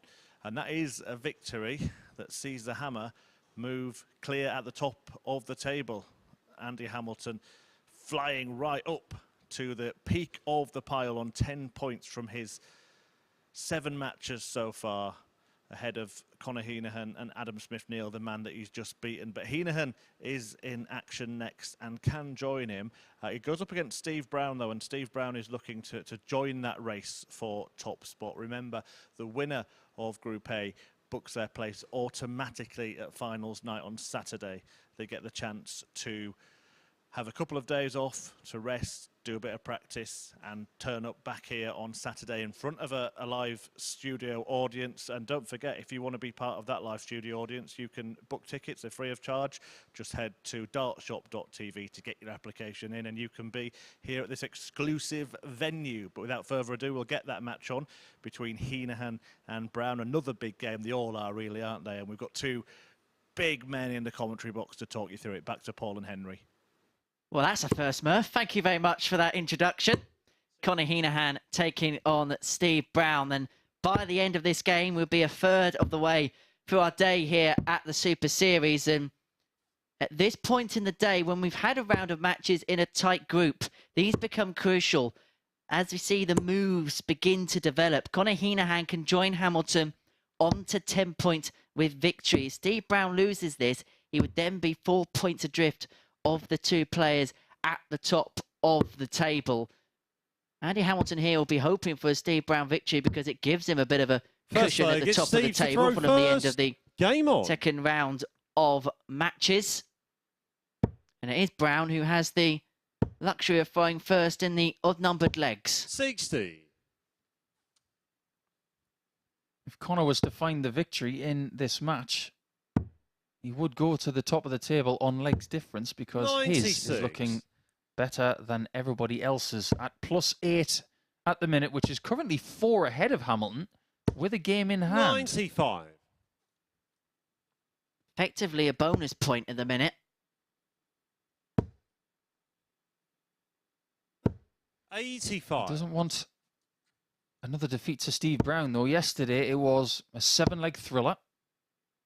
Conor averaged 85.17. 57 was his high checkout, but 33% on the doubles wasn't good enough against Steve, who 100. pinched the victory by pinging 4 doubles out of 17 shots. And that tells me that he was just giving himself more opportunities. 133. And more opportunities are needed for Steve in this match, because in match 1 against Hamilton, he only got 4 shots at a double and didn't take any of them. 140. Steve required So questions 130. are needing to be answered by the man they call Bomber. 44. Conor, First you question, require though, 80. is posed by Heneghan to himself. Double 10. Ooh, double 7. 66. Steve And now require things 86. become very interesting indeed. Steve Brown becomes a much more interested spectator in this leg. He could finish the leg off if he could get the ball, but it goes in and out again. I think Conor, it's straight into the 40. 25, but nonetheless, a bouncer on the ending double. That's an awkward first start for Heneghan. Even more awkward. No score. Well, he got it through the posts, Steve required but it didn't hit 50. the back of the net. Double top. 10. He's just not finding the outer ring Conor, today you so far. require 14. Needs to polish that up, and he knows it. Double 7 again. Through the posts again. 7. And this time, it misses the back of the net. Steve require 40. Went around the post, but no conversion, and Steve Brown gets another opportunity at tops, which perhaps he wouldn't be expecting. Game But he shot on the takes full first advantage leg. of it, and he Steve Brown. opens up a 1-0 lead against Conor Heneghan, where his throw was under all sorts of bother, but Bomber finds his way back in the leg. Second He leg, it's takes Conor it to in the throw end, first. and he knows how crucial these throws were. This matches for him. Doesn't want to get cut adrift at the top. 95. As you mentioned, he's had some struggles on the outer ring so far today. 45. Conor Heneghan missing 8 at double in that opening leg. Steve Brown missing 5 before converting the tops. 135. Have you ever been to the seaside, Henry, where they have those horses and you put your coins in there and you start to see how things start to materialize in the middle of the race? Well, 60. that is the thing that came to mind when looking at the table right now, because Hamilton's come out of the blocks. He is in front now. But you're starting to sense 28. that maybe if Heneghan wins this game, that there is that gap at the top, and the two horses are starting to stretch their legs a little bit. And I don't mean to put additional pressure on Steve Brown. 100. But everybody in the practice room wants you to win this game. Need minimal players on double digits ahead of match 6, because Painter against Blom next, they're going to have no effect on the top spots. 96. But they want to keep the people at the top as close to them as possible. And that involves trying to keep Heneghan away from 10 points. Shot on the second leg. But that helps him. Conor Heneghan. That's a 14-darter and a beautiful conversion on that 63. And he's doing what Brown could not do earlier today by taking doubles immediately. We're talking about the horses on the courses. That really was a gallop from Conor Heneghan, that 14-dart leg. 58. Brings him back level. He should be 2-0 up in this game. Missed a plethora of doubles in the first. But he's the sort of player 93. That can just decompartmentalise things, just get rid of what happened in the previous leg. You know, you see players that miss a number of doubles in 45. leg 1 and it embroils them for the rest of the match. You get the sense with Conor that he just parks it to one side when it happens and then just moves straight on with a clean slate. 95. The best dart players on the planet, and in fact some of the best sports people on the planet, have terrible memories. If you were to offer me a whitewash of my career and give me one extra quality, it would be the ability to forget. The amount of times I've gone for a 56 checkout thinking of a World Cup losing shot. I wish I could just forget about it. But Heneghan, I think he's got the kind of qualities that you need to have mentally as a dart player, because he just gets on with it. You require 133. He's got 2 maximums. He's averaging over 92 again. He just looks really assured. 85. What was it you just said there? Steve, you require 158. Just let me down by missing a single. Steve, what are you up to? 139. Almost equalised the best finish of the week so far. Conor, you require 48. That double 19 is playing a huge effect in this group so far. Conor Heneghan will be hoping that the double 16 has an equal effect. It does have an equal effect. And that is a break of throw. And that is back-to-back 14 dart legs for the Irishman. 4th leg, it's Conor to He really is kicking on here. Kicking on indeed. Very much so. 180. Next time Conor delivers darts into the scoring segment, I just want you to look at his barrels. 134. They have a taper towards the end of the barrel, towards the end of the point. One of the main reasons he can get those darts so close together is where the grip 85. element of the barrel ends and he has a smooth taper towards the point. And that ensures that when the dart is forced through, it doesn't bounce too far away. 80. It actually collects because of that taper. It's a really good, clever piece of equipment that he uses. It's not something he's changed over the last couple of years either. He doesn't 96. tinker with his equipment too much. He's got something he likes. It works, so he doesn't change it. Familiarity. And it's certainly working for Heneghan. 140. Conor, you require 140. Well, this is for a 3-1 lead here. And you wouldn't back against it the way he's playing. Double 10. 130. And that would have been for Steve, a 12 on the 147. back of consecutive 14 darters. And you sense the 147 for Steve Brown had to be pocketed. 60. Conor, you require Steve's on the 10. ropes now. He's playing with pressure because of what his opponent's doing. Conor Heneghan. This is a blitz from Heneghan. I don't think there's any other way to put it. That's 41 darts for the last 3 legs. That's world class wherever you are. 3-1 up. 5th leg, it's Steve to throw first. Game on. Take away that first leg. 14, 14, 13. World class. Top world class. 70. And Steve Brown knows he's under it. And could that be the final slip? Because you don't expect Heneghan to miss anything from here. 85. I remember when Conor and his brother Martin first came to Super Series darts. 100. I think we spent about 3 weeks trying to get their name right. because we started with Heneghan, and then we eventually plucked up the courage to walk up to the lads and say, 140. okay, tell us how to say it. And they said, Heneghan. Right, okay, we'll practice that for the next few weeks when you come back. And we eventually got it right. There's nothing worse than getting somebody's name wrong. So when it comes to new players now, we just walk straight up to them and say, okay, how do you say your name? Interestingly, on the 45. back of names, Charlie informed me last week that Corsovin's not actually the proper way of pronouncing his last name. Oh, don't tell me that. What is it? Corstorfin. 60. Because it's Scottish. I hope you're not selling me a bunch of fibs here, Henry. Are you being serious? I've known Charlie 64. for 5 years and I'm finding this out now. Well, we'll just call him Double C. Can't go wrong there. You probably tell me that Charlie's wrong as well. It's probably some French way of saying it. Charlie. He is a fine referee, though. 65. World class. Connor, you require Sheriff on the stage. 167. And this would be a world class finish to this match. It's not going to happen. 85.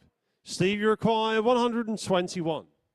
This is to stay in it, and you sense it has to go the way Heneghan's playing. One dart, double 14.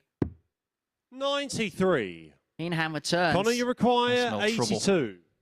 If he gets the ball, for me, this game is up. One chance at tops. Game To shot. claim victory and a match. superb Conor performance Heneghan. for Conor Heneghan. A 93.68 average, and after missing 8 darts at double in the opening leg, he then hit 4 from the subsequent 5. 3 180s as well in the game, a high out of 82, a 4-1 victory then for the Irish, and that puts him on to 10 points. And for Steve Brown, it really does scupper his hopes of trying to win Group A. He's now 4 points behind the chasing pack at the top of the table, a defeat that puts him down to 4th in proceedings now. We're going to take a short break. Upon our return, we're going to see the return of Kevin Painter on the stage as he takes on Moreno Blom.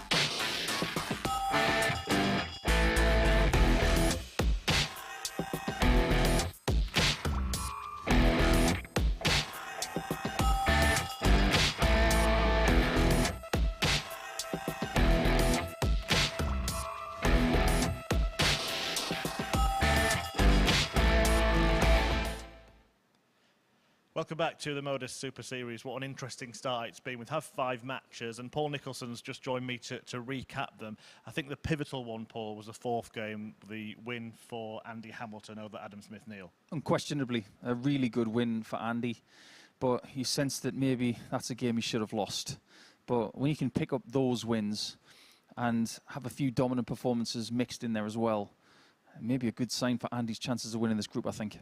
Yeah, we'll have a look at the match stats for the last game as well, the one that you've just commentated on. Conor Heneghan dominant and getting a bit of revenge for defeat against Steve Brown yesterday. Yeah, Steve not getting to the double quick enough, unfortunately, but you got a sense that Heneghan's starting to put something together. His consistency is starting to shine through. His 93 average there and a decent checkered percentage. That's really good, but you just sense with Conor that there's still another gear to find.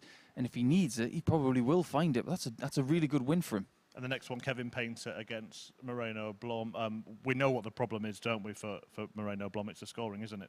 It is, yeah. I mean, you look at his doubles percentage so far in this competition for 6 matches is 72%.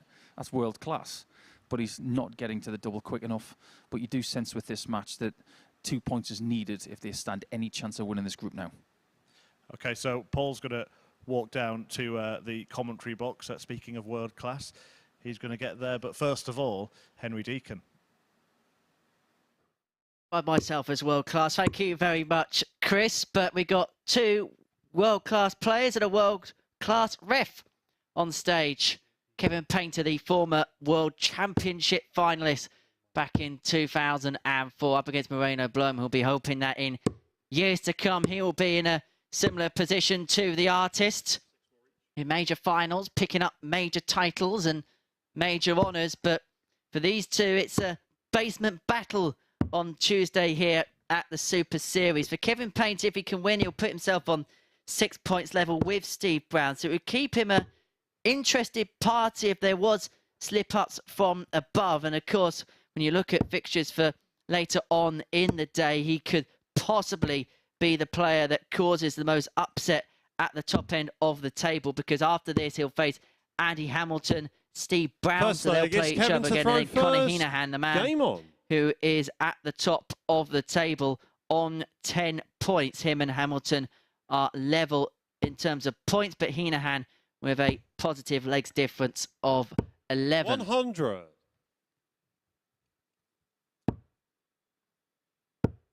Two shirts on stage, which 46 most definitely stick out in a crowd.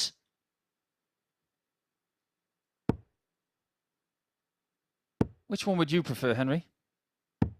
82. I think I'd prefer the Kevin Painter artist one, because I don't want to 59. wear that luminous yellow one and be confused for a steward or something like that.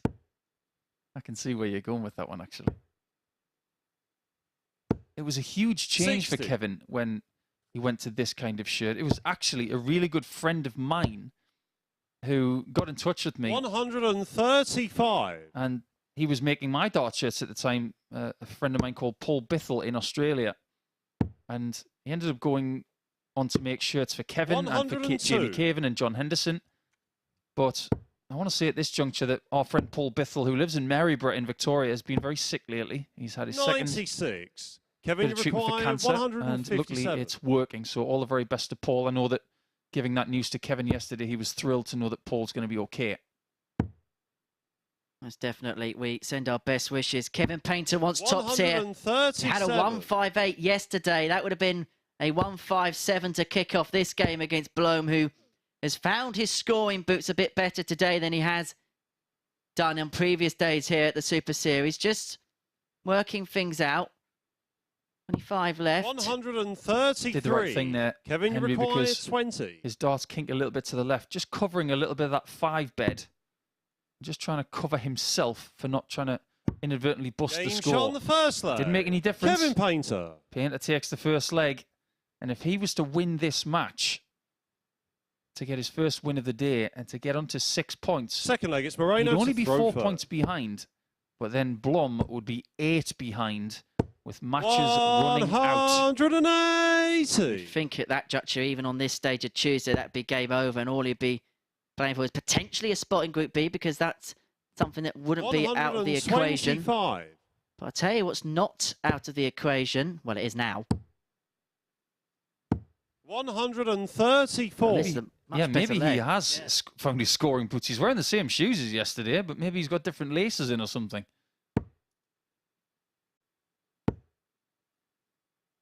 It was a 4-0 victory for Kevin yesterday. Pretty easy. Moreno just not playing well at all. Really struggled. 58. But we see it sometimes here where a player on debut just needs a day or two just to customize to this climate, this environment. As you mentioned yesterday, it's completely unique for the players. That's not unique for Kevin Painter, who's been doing that for the best part of 30 years or more. Now, Moreno's only got 4 legs, or even 5 legs now, of experience against Kevin. You require 136. He's a bit of a greenhorn. He's going to have to take note of some of the intricacies of playing Kevin Painter. And when that 180 was planted by Kevin, he walked to the board and 60. wouldn't be rushed. Moreno wanted to get 56. on with things. He's just going to have to temper his pace potentially. Game shot on the second There's leg. more evidence Moreno Blom. that he just doesn't miss doubles. What is it with this kid? When he gets his scoring together, he is probably a world-class talent. Third leg, it's Kevin to throw I've barely seen him miss a double over the Game last couple of days. Should he start at tops at the beginning of the leg? We're not going to give him extra credit for that, that's for sure.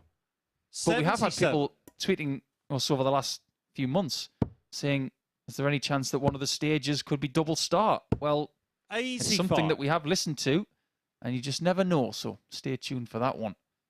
But you mentioned, Henry, about someone coming into this arena for the first time. We have 5 players in this group who played in what was the Live League. 180. So they have that experience of the format. But Moreno comes in here without that kind of experience. 100. And that will be the same for Lee Shewan later in this week. He's going to be in Group C, an England international who played at Lakeside back in April. I'll be very fascinated to see what Lee Shewan brings to the table. Talking about shoes, he's nicknamed the Cobbler. 23. Kevin, you require 160. So we'll see him in Group C on Thursday and Friday morning. Kevin Painter would like to see the back of this leg with a 160 finish. He's going to return. 85. However, but interesting that Moreno Blom didn't just not win a leg in those 5 that he lost against Kevin Painter. He didn't even have a 27. dart at double. So he's never missed a dart 75. at the double against Kevin Painter. He's not going to get one in this leg. Kevin will see to that. Ooh, double 3.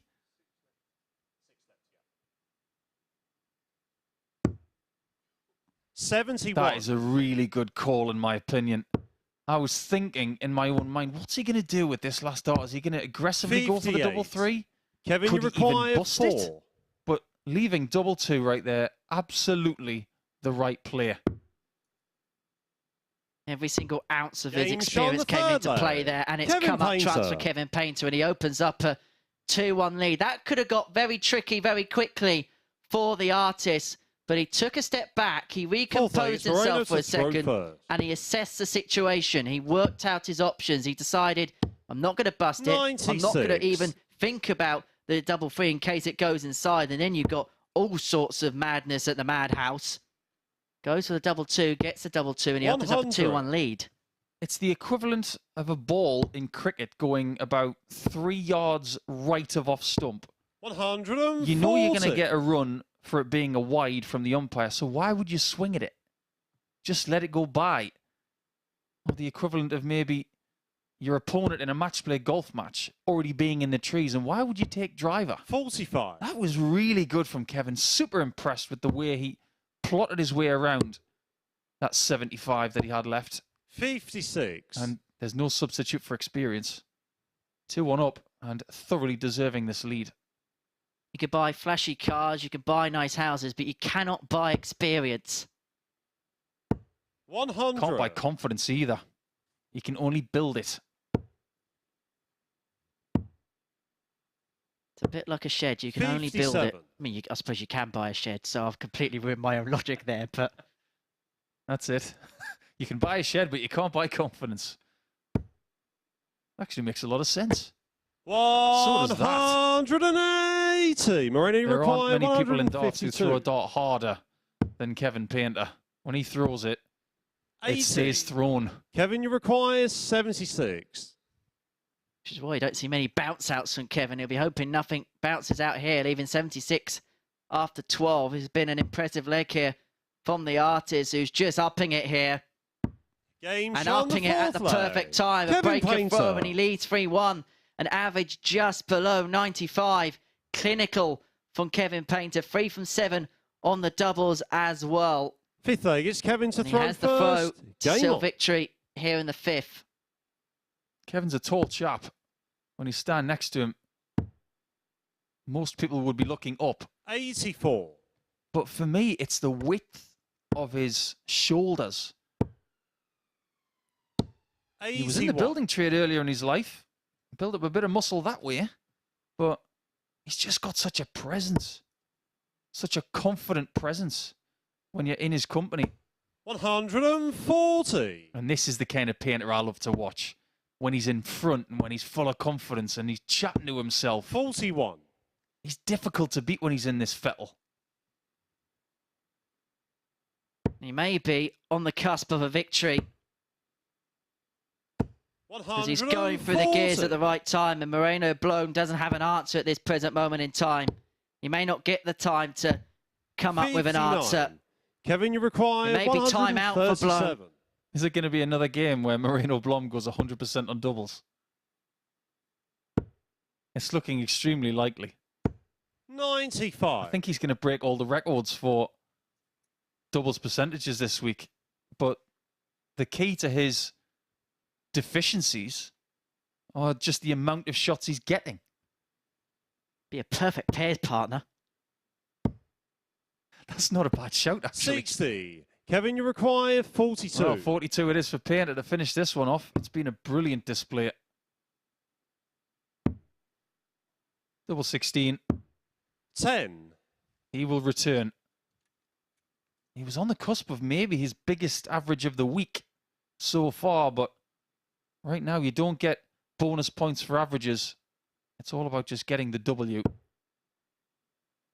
Points mean prizes at the Super Series, and Painter 96. is about, Kevin, it you seems, to require pick up 32. another 2. It bring him on to 6 points. Level with Steve Brown. If he can convert the double 16, Game, in shots, which and he the match. can. Kevin Painter seals a 4-1 victory against Moreno Blom. It just keeps him an interested party in and around Group A here at the Super Series. A much improved performance from Painter, a 93.42 average, 3 maximums in the match, 4 from 11 on the doubles, impressive as well, and a high checkout of 76. But Moreno Blom, again, 100% on the doubles. His doubling percentages have been absolutely crazy this week. If he can get that scoring power together, then maybe later on in the week when he's placed in either Group B or C, he could be an unassailable opponent to all the others. Well, we're going to take a short break where Conor Heneghan is hoping to be the unassailable player in Group A. He's at the front of the table. He takes on Adam Smith-Neale, who could join him on 10 points of a victory.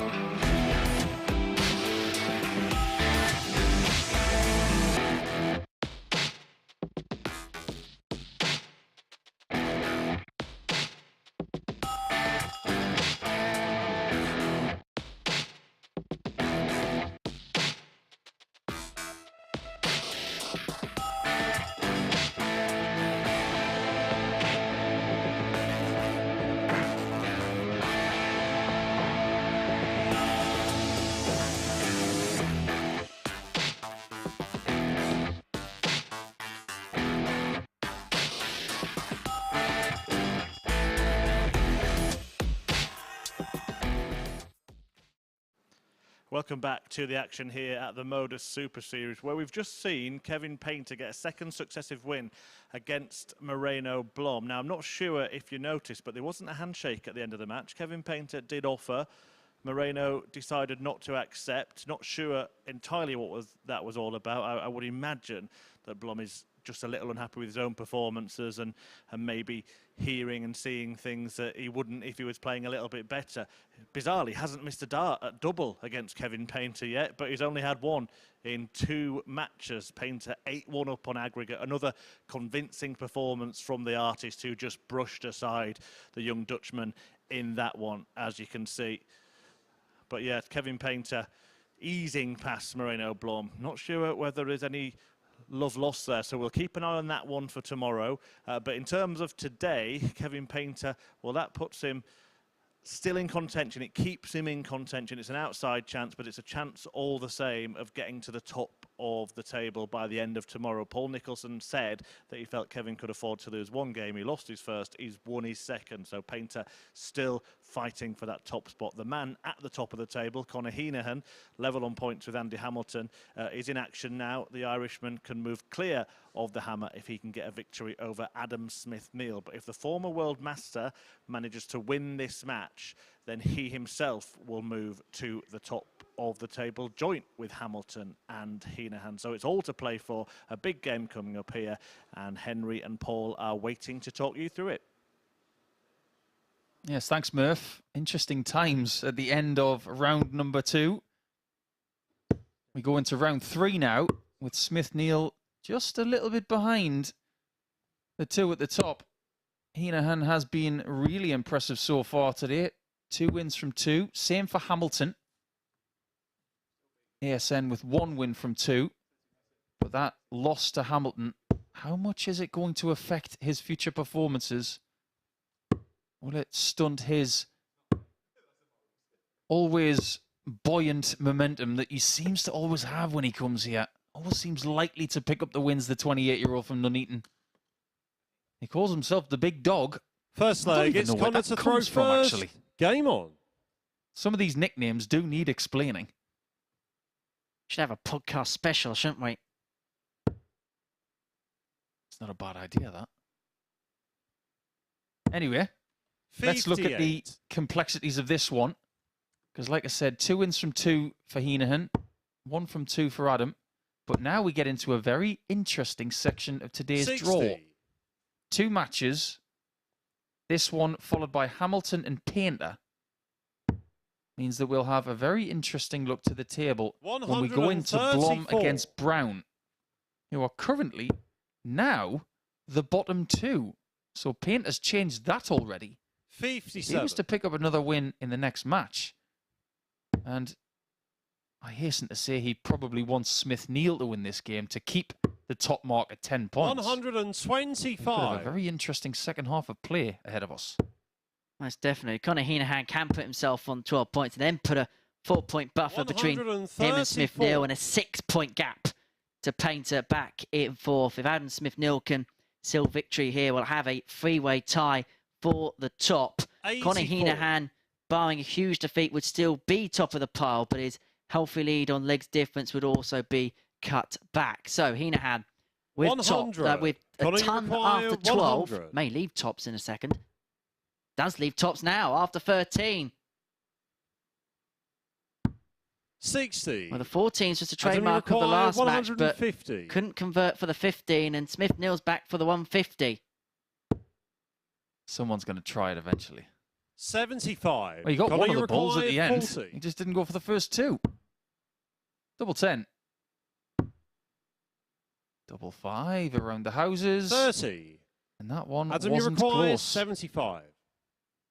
And so Smith-Neale can return for the breaker throw. He's going to get 2 at double 12. Only needs the 1 at double 12. And we've seen it a couple of times today. Adam Smith-Neale just keeping himself an interested party in the leg. And then when a player misses their opportunity, he comes in, he picks up the pieces and takes it. He leads 1-0. And as I mentioned, crucially, a breaker throw right at the very start of this match. You don't see many players using the smooth barrel anymore. There was a very small portion of Gary Anderson's career where he 140. used the smooth barrel, but that was because once he picked up Terry Jenkins' darts and liked them. But that leads me to saying about Terry Jenkins using a smooth barrel. 180. But of the people who are playing at a consistently good level at the minute, I suppose he's the only one I can think of. 140. Definitely works for him. He's never deviated away from this type of barrel. It works for him. Played a part in Stephen Bunting's success as well at the 40. Lakeside and at the World Masters a few years they ago. had a very small micro grip about them, but they looked extremely smooth. He's gone to something a bit more grippy now, but you're absolutely right. Stephen Bunting was an advocate for the smoother barrel as well. Horses for courses, and Smith-Neale may see the break that he accrued in the 42. opener Conor, you require 82. dissipate in the second, because Heneghan back on 82. Should get a dart here. Will get a dart at top. So he needs the one dart Conor Heneghan at top. So Conor Heneghan levels us up at 1 apiece. And we saw in the last game, Heneghan miss a couple of darts in the opening leg. Third leg, it's Conor Lose to the opening throw leg. third. And then respond in kind. He's done so again in this game. A 12 darter to get us back level and to obtain that break. 57. And from there, I think it was 4 from 5 on the doubles, having missed 8 in the opening leg. What I'm starting to see is the consistent 97. levels of Heneghan. And if he maintains this 93 to 95 level throughout the day, he's going to cause so many problems for all 100. of his biggest rivals. If he has an off game, it's usually something around in the high 80s. His averages today do reflect how 140. consistent he's been. 95 and 93. And again, he's at 95. So he's in a really good frame of mind. We mentioned as well that advantage he has 60. in the legs difference. And I feel in this group format, the most important result that players that win the groups pick up is 4-2s. You give yourself that 2-leg buffer. It 95. forces your opponent in the next game to win by a scoreline. 4-leg swings all the time. You're not 100. only bolstering your position, you're damaging your opponents as well. So it's a bit of a double whammy. Smith-Neale 80. leaving 169 very rarely can be excused, but on this occasion, as long as he takes the 89, all is forgiven. 60. Adam, you require 89. A rare visit of that treble for Conor Heneghan, and Smith-Neale returns for the 89, and he has decided 49. to elect Conor, you require against going for the 124. 20, thus giving him less of an opportunity at the double because the single would have left the ball. And can Conor Heneghan pinch his pocket at the bullseye, 99. which he nearly neglected, Adam, you require Smith-Neale. 40. I almost did the Harry Enfield there. You don't want to do that. Does he get away with it? 20. He's had some really bad darts at double 10 today. Conor, you require He's pulled 25. them left. He's pushed them right. The bullseye option is ancient history. Game because shot on the Heneghan third leg. is ahead. Conor Heneghan. 2-1 to the Irishman. This is a really interesting game so far. The averages have come down a little bit, but it doesn't deflect Fourth away leg, from the it's fact Adam that to this is a throw really third. interesting contest. There's certain games when you're sat in this commentary box that following the conclusion of it, you chat for 5 minutes 140. wondering how we've got to this position in a particular game. In this one, it's quite simple, potentially, if Conor Heneghan goes on to win this game, 90. and especially if he wins it by a margin. And it was Adam Smith-Neale not going for the big 20 or going for the treble, which would have at least 99. guaranteed him a dart at the bullseye. Instead going treble 10 for tops, which he missed. And Heneghan then picking his pocket a visit or two later. He might be picking his pocket again in 125. this leg against the darts. I posed the question to our Super Series audience this morning 56. as to who your favourite world master is. One of my good friends from Scotland, Fraser Gunn's been in touch, and he's associated himself with Bob 135. Anderson, the great world master and 1988 world champion, as his favourite world master. So thank you for getting in touch, Fraser. Hope you're well up there in Scotland. 140. Conor, you require 151. Again, with the right play there of Bing going over to treble 18 for Adam Smith-Neale. Well, it's going to mean much because he should get a dart double here on 66. 91. Adam, you require 66. Pick your double. Double top. 46. He's had a love-hate relationship with it today, and it continues here. And Heneghan 60. has got an opportunity to break the throw, and then he'd have the darts to win the match. Tops. Double 10. 50. But now Heneghan's having Adam, you troubles on that 20. double 10. You're starting to sense that the players know how big these darts are. 10. What is going on with double 10 today for Adam? Conor, you require 10. If he could offer double 10 outside, he would, but he won't. Game shot Double the 5 fourth to the leg. rescue for Conor Heneghan, who Heneghan. takes the 3-1 lead. And even when he misses a few doubles, he still maintains an average of over 90. And here's the strange thing about Fifth Conor's leg, it's Conor to consistency. throw first. Game on. It's just that the average is always good. But even averaging over 90 for the week, his doubles have not been that spectacular. 134. If anything, he's under 1 in every 3 hits, which means there's definitely a big game to be found, and predominantly that's going to be 57. found if he starts hitting doubles. You know you have a good player on your hands when they're averaging 92.5 and you still think there's gears to go. Is he going through the gears here? 85.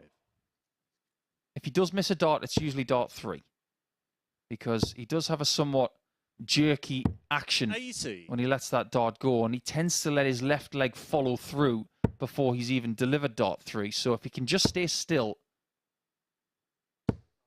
80. notice how his body's traveling just a little bit further forward. It could be microscopic, but I always say it as a darts coach, you have to deliver dart 3 the same as 99. dart 1. It's as if you've got another one to go, but you don't.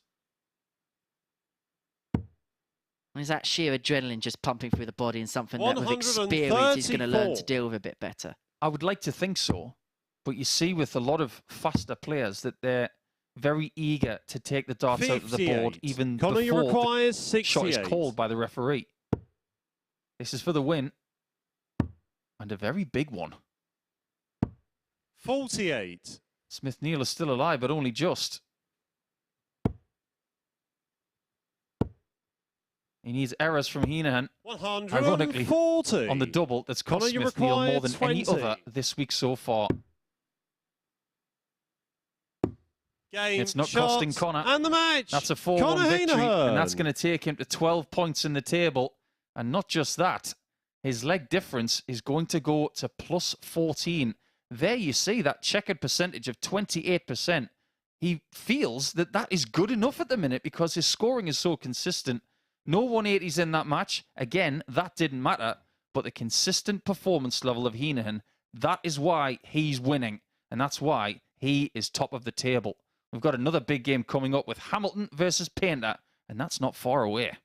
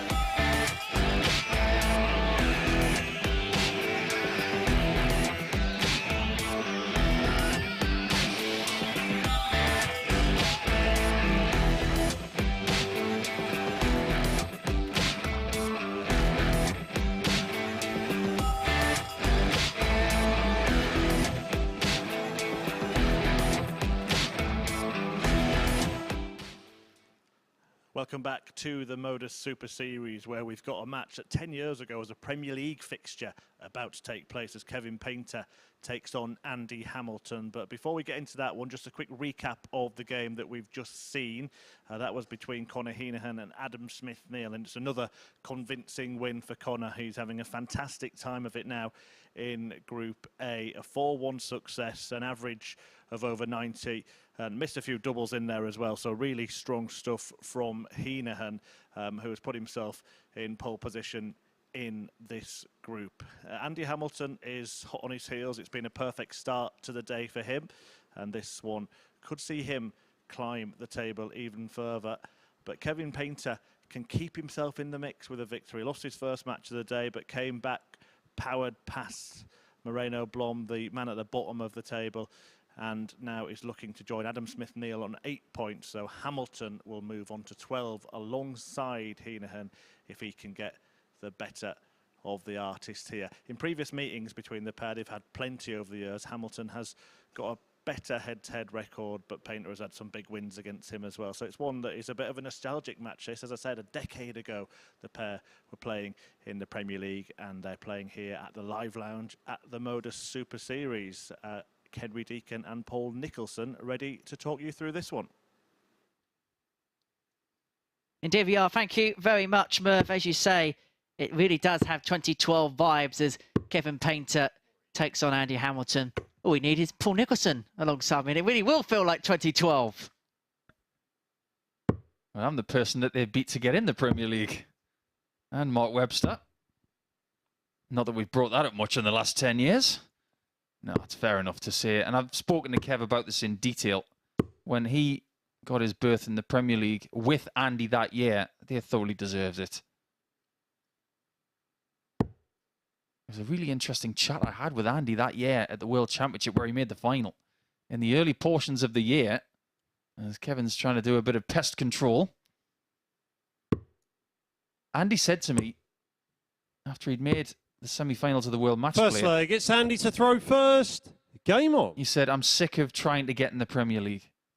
All I'm going to do now is just take one match at a time, just see what happens. And within a month, he was selected for the Premier League. Incredible stuff. And I think it was fair to say that we all knew that Kevin was going to be selected after winning in Doncaster. 180. Could be another good game on our hands here.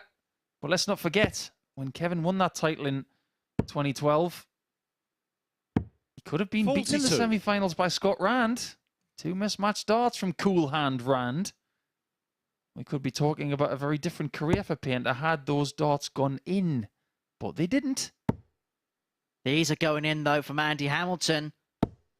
Right at the start of the opening leg. 180. A little trip down memory lane, and you may remember in that 2012 Premier League, Simon Whitlock hit a 9-darter in the semi-finals against Andy Hamilton. Are the tables turning? Not on this occasion. Tease. Still a great leg, though. 57. And if he did hit the 9, it could only get worse from there, couldn't it? Andy was on a 9 himself, wasn't he? Yeah. In that leg. One of the best Premier League legs ever. Just love that camaraderie 60. up on the stage there. Great attempt at a 9-darter. That's darts etiquette for you right there. Your opponent has a crack at a 9 and he just misses out. Tap of the fist is all it takes. Just to show a little bit of class. 76. Almost a 12-darter. He will be back. He's only got a lead of 349 points.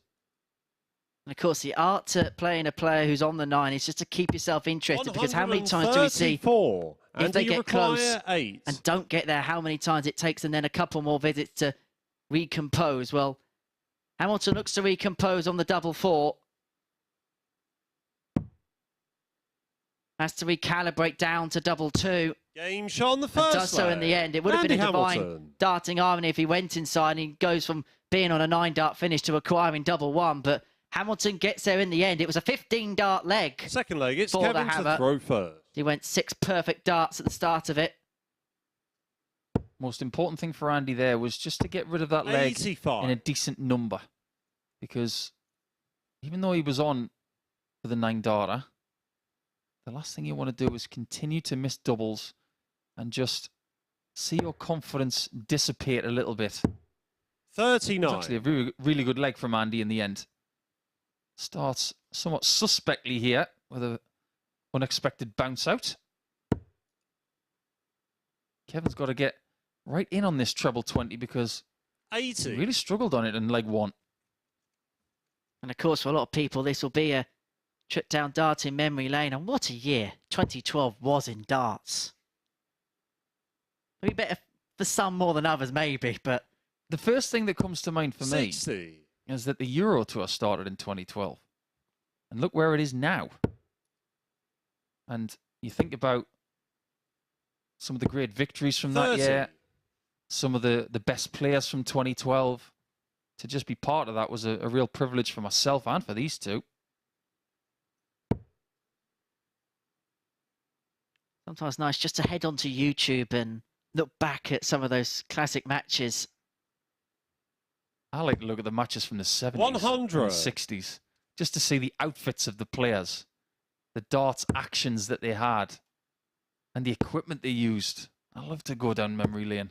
59. You wouldn't see those types of darts or flights these days. Literally feathers. Yeah, I've still got some of those antique darts in my collection. I know there's a few of the guys out there in the darts world who like to collect the really old stuff in the Baker-like cases with the original feather flights. Yeah, I've got a few of those sets, and every now and again I just get really intrigued and I throw, and do you require 170? And see how they react. They're very, very hard to use compared to the new equipment that we have these days, which these guys are making look very cool and very efficient. 56.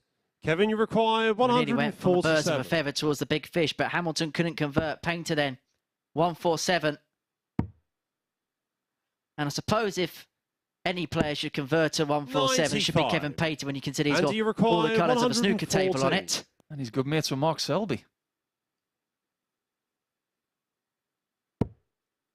Oh, look how good that dart is. How good is this one? 94. If he does have a miss, Kevin, you require 52. Where the dart just dives a little bit at the end. Painter goes for tops. Interesting. Predominantly used to be a double 16 kind of guy. 32. And it's easy for me to say that he should have. 20. The misses at tops offer the Hammer a chance of 2-0. You've seen some interesting darts at double 10 today.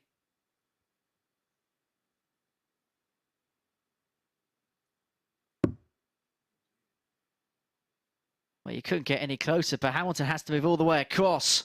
This is about 8 feet away. Oh, Game what a shot dart on the from second Andy. leg. That's a Andy sensational Hamilton. shot. Patience personified. And using the darts that he had in the board to his advantage. That is a pinpoint shot. And Third great leg, it's Andy to experience. throw first. And even Game better on. execution. Great dart. Best of the day. That was like taking a free kick from 35 yards out, but having a skyscraper in the wall and getting past it into the top right-hand corner. Let's just call Andy Hamilton James Ward-Prowse, shall we? I'm sure he's never been likened to that Southampton midfielder before. Careful saying that in these parts. 100. I'll say what I like. As long as I don't say anything against Ipswich Town Football Club, because at that point, Kevin Painter will walk through a wall to get to me. And he's a Manchester United fan. 93. So he's probably quite chipper at the minute with their recovery. Yeah, my team and Kevin's team's got a very interesting footballing relationship at the minute. Who are you a fan of, Henry?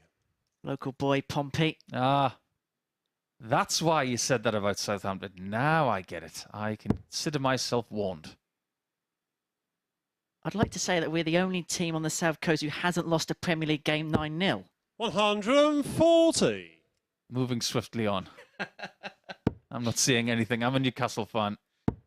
It's one of the reasons why Kevin and I get along so 60. well, because all we do is talk about And Bobby you Robson. require 128. Now, One of those awkward finishes that we talked about yesterday with Matthew Edgar. Even when you get the treble, you still need another one.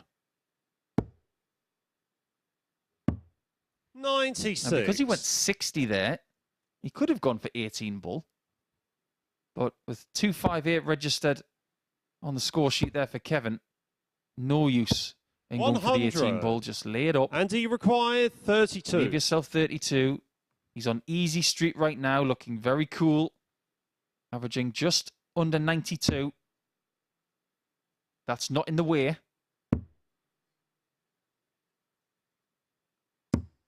Game and shot that's on a the superb third shot. leg. Andy 15 Hamilton. darter from Hamilton.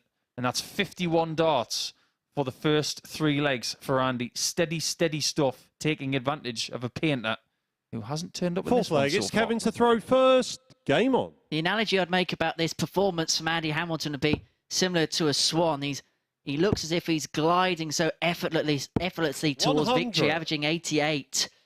But he's doing the hard work, doing the hard yards. And there has been legs where Kevin has put him under pressure.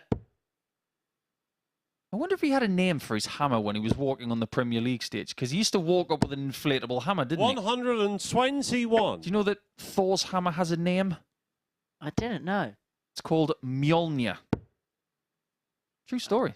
That is the real name of Thor's 42. hammer in Norse mythology and in a lot of the movies, of course. Shall I jot that down for my next pub quiz? MJO, it starts. Mjolnir. 100. He's a bit more dangerous with the old 3-sharper objects in his right hand, that's for sure. 99. But you do wonder, don't you, with players who are around 55 years of age, because they both are, at which point could they potentially say to themselves in the mirror one day, I don't want to do this anymore? And you just wonder that maybe that would have come sooner for them had it not been for the MODUS Super Series. This is a vehicle for them to continue their careers and continue a level of confidence 95. that might see them get senior titles. And you require Like the senior match 140. play, the senior masters, or even the senior world championship, which is going to be in February next year. And Painter hasn't been far away. 2 semi-finals this year in the seniors events at the World Championship and World Match Play. So he's going to be a serious contender 83. for those events. The match play taking place at the York Barbican in September next year. You can see more information on that and tickets for the World 55. Seniors Championship And he at required modus.tv. 57. But here, Andy Hamilton wants 57 to seal a 4-0 victory.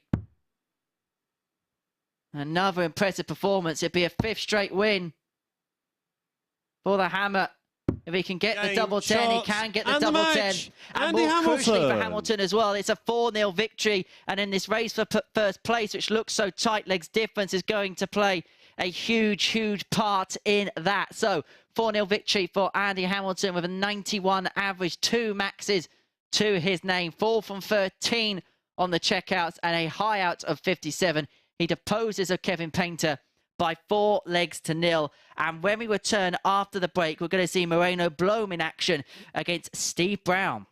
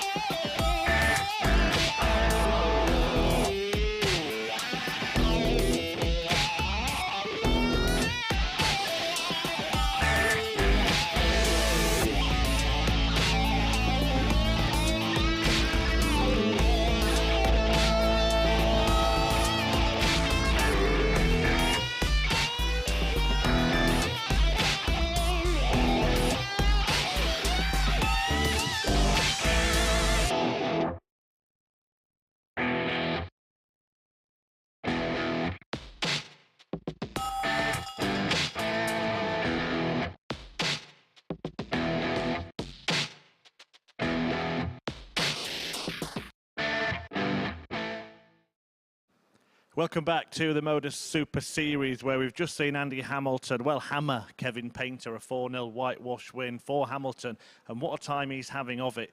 He's now won 5 matches on the spin, and that was a really dominant display. Painter not at the races. You do wonder how much that little altercation at the end of his match against Moreno Blom might have affected him. He played just a couple of matches after that. I'll be getting a word with Paul Nicholson to discuss that. No stranger from controversy yourself. I'm sure you won't thank me for mentioning that. But there you see Andy Hamilton just breezed past Painter in that one and carried on his winning run. 5 in a row, including 3 this morning. Well, now attention turns to a couple of players in need of victory. You can see from the league table that Steve Brown and Moreno Blom are in need of points. Blom in particular has really struggled.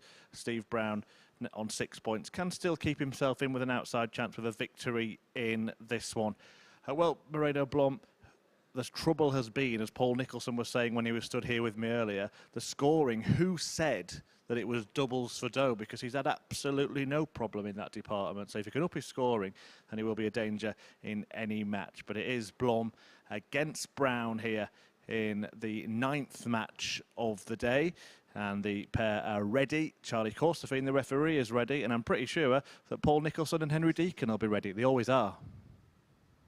Controversy, Paul Nicholson, never. I'll get him back for that. That's the problem when you work with some of your friends. They just know everything about you. But Steve Brown and Moreno Blom looking for their first 2 points of the day. There is an argument, I guess, that this game could be quite arduous, a little bit attritional, but if somebody can just take it by the scruff of the neck, a big win could beckon for one of them. Like we've said about Blom, the doubles aren't a problem. It's all about the scoring. Brown, who started the day on 6 points, is still on 6 points, and he does not want to be on 6 points. Going into round 4, Henry. It's Moreno to throw first. Indeed, you just sense that this game could go one way or the other for the pair. As you mentioned, it could be attritional, but it could be, for one of them, a springboard. It could be for Moreno Blom. That's a superb start. Now, we were going through the doubles statistics for Moreno Blom over the course of yesterday and today. He's played 7 matches 55. and has missed only 3 darts at a double. I hasten to say, 125. as he misses the 6th dart right there to leave a shot for a 9-dart attempt, there won't have been anybody in Super Series history 180. that was missed so little in the way of doubles at this point of a Group A campaign. I'd be 96. shocked to see that that is the case. Well, he said the one thing he needs to do is get his scoring act together. He's most certainly done that in this leg, leaving himself on 109 after 9 with the darts. And 117. credit to Steve Brown. You require 109. He's had a maximum in this leg, and he still finds himself behind. 81. He's going to leave himself Steve, double you require 14 149. after 12, and you feel this has to go because it feels like a guarantee Blom's going to get the double 14. Let's just get on with leg 2, shall we? Because it's going to be 1-0 Blom in a second. 59. Moreno, you require Decided to leave 28. double 14.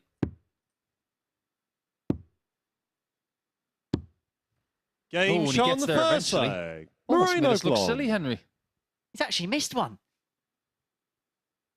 He's still visit perfect in this game, which is all you can really ask for. Second leg, it's Steve to throw first. But that was a really good first leg. 15 darter. And he does have scoring ability. And you do 51. find with some young players that they have this innate raw talent, but they just need to find a way of being consistent. 125. And one thing I will say about dart 3 there, because the first 2 were perfect, he was so out of position before he threw that third one. He was travelling, his body was in a different shape. You must stay in position 40. for all 3 darts. That's why Michael van Gerwen and Phil Taylor and Raymond van Barneveld have been so great. 59. Because they stay in position for all 3 shots. Watching him throw sometimes is like watching a jack in the box. Springs up as he releases the dart.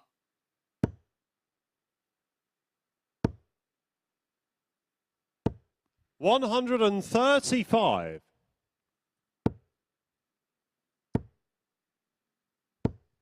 100. I did have a chat with Charlie when I was making my way up to see Chris after game 5. And he did confirm to me about the pronunciation of his surname. So I said, I'm just going to call you Charlie from now on.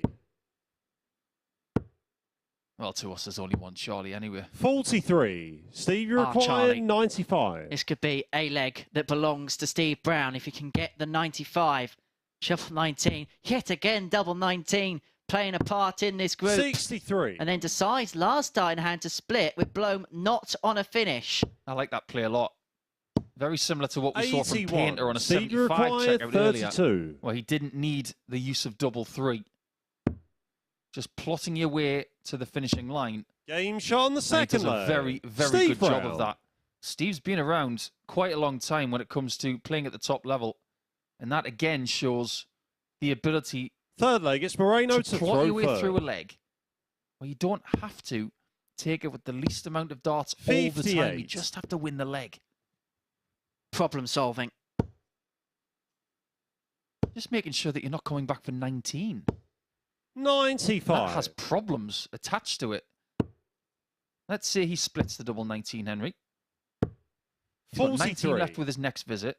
He wants to go for a single 3, of course. But what's left and right? 2 large singles.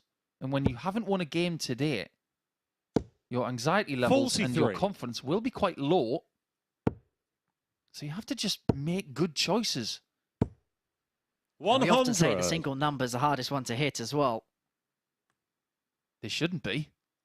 But because of this thing called a brain that we have between our ears and the sports psyche, 60. they are very difficult to find when pressure is mounted. Thinking is one of the worst things a darts player 60. can do. Who was it who said it in the first Top Gun movie? It was Maverick. You think? You're dead. On a dartboard, 45. think too much, you'll get frazzled. You got to know what you're doing, and you got to do it in the right moments. 58. Some of the best dart players of all time, and some of the best dart players of right now, do not overthink matters.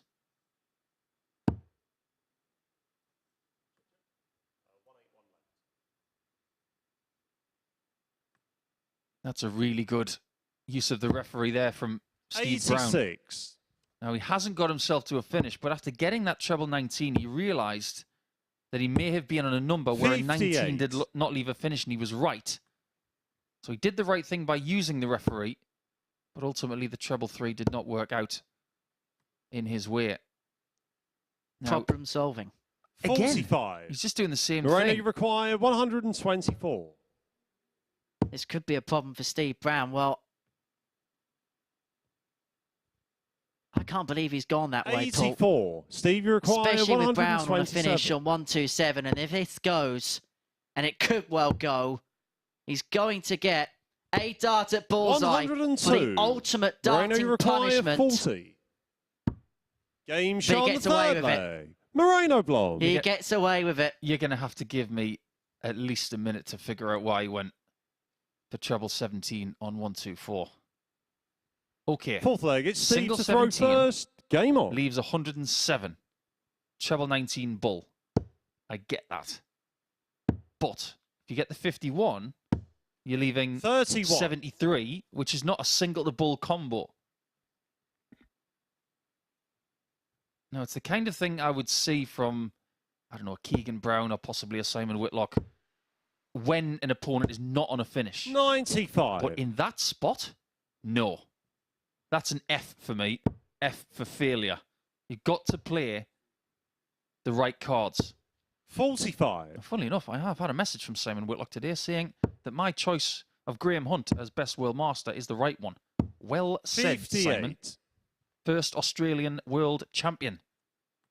Tony David obviously won Lakeside back in 2002. The first world master from Australia was Graham Hunt. Great player. 70. Excellent play. And keep in touch with us with your great Masters champions. It's at MSS Darts across our social media feeds. 140. I have had somebody tweet me and say Mark Dudbridge, good friend of Steve Brown, of course, from the same town of Bristol. A year where Mark Dudbridge beat Raymond van Barneveld on way to the title, where he beat Tony West in the final. 180. Another player down from that part of the world, if I'm not mistaken. Tony West from 140. Hertfordshire, like his brother Steve. Steve's one of my best friends, so I'm not going to say a bad word about him. 99. Moreno Now, requires Moreno, 68. can you get yourself a 3-1 lead? This will be unfamiliar territory. Oh, I like that one. I love that treble 12 play. 36. Because if you like double Steve 16, that's a requires very 76. neglected way of doing a 68. But he's missed 2 darts in a visit. He's finally presented an opportunity on the doubles to Steve 56. Brown, but he can't take advantage Moreno of the requires opportunity. 32. And so this is for a break. Game shot on the for a fourth 3-1 lead. leg. And he's Moreno going to have the Blom. darts to seal victory.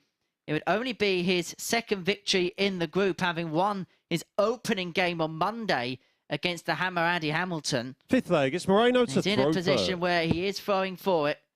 He's got 2 bites at it. But maybe he's running towards the finishing line. Yeah, this is more like it. Average of 88, first maximum. 60. Doubles percentage is way down at 42%. Highest checkout of 40.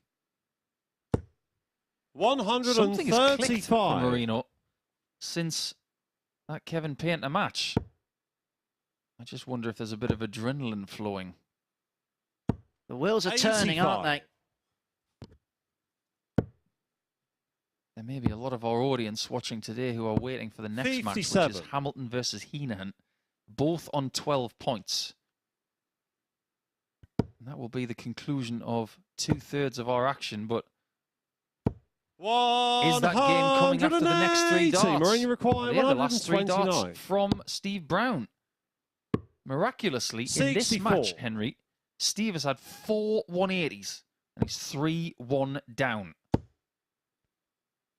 Funny old game. 136. Moreno requires 65. Seal a 4-1 win. Gonna get 1 dart. At top, 45. step back to compose himself. It Steve doesn't go. require And this 40. could be a turning point. Double 10. Game shot on the 14 fifth leg. dart breaker throw Steve for Steve Brown. Brown. And it is still game on here. It actually makes things very interesting indeed. Steve Brown has the darts at 3-2. If he can get it back level to 3-3, Steve to throw we're now first. going to see what's happening upstairs at Moreno Blom, how he's going to react to that. 60. I think there's a bit of dancing going on the stage, you know, Henry. I'm trying to assess the behaviours of the 100. players.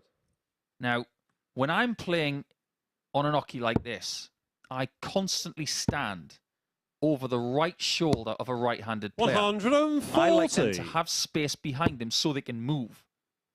But we have this yellow exclusion zone on this stage 57. here to make sure that the players know where they can be and when they can't be.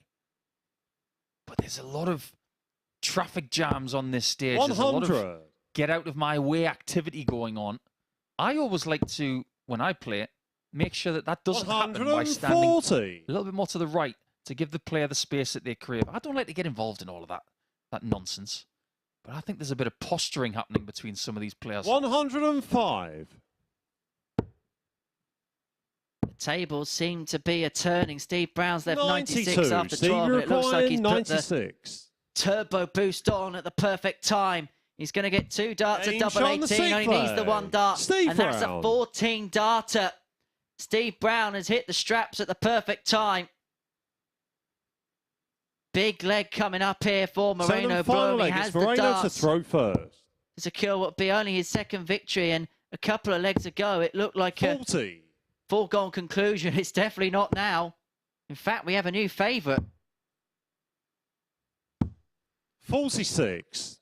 Around about the end of leg 4, Steve went back to the table for a sip of water and slapped his thigh. 57. Not in anger, but just frustration.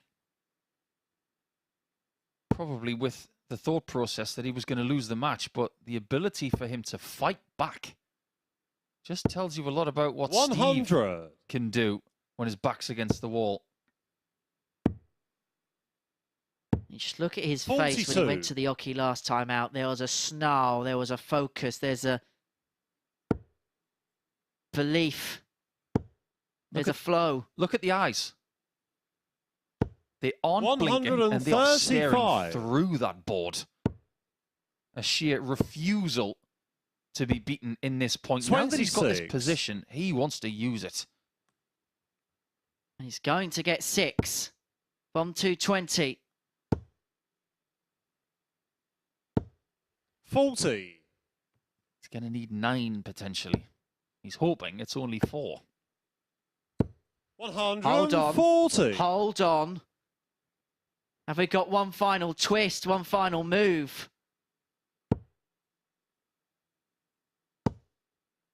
That's a good dart from Steve. 140. Because it ensures that he can't bust the score. And this is where the 3 or 4 seconds that you get between these throws is vital. Stay in rhythm, stay positive, find the target, win the match. Steve Brown. A match that he Brown maybe should have lost is a match that he wins, and he gets himself to 8 points in the table. His first win of the day, for me, is one of his best ones. A decent average, good checkouts, a consistent performance throughout, but he did dodge bullets in the middle of that one. Moreno Blom, better, but not good enough. It's Brown who wins that one by 4 legs to 3. But that big heavyweight battle of Hamilton and Heneghan, that's coming after this.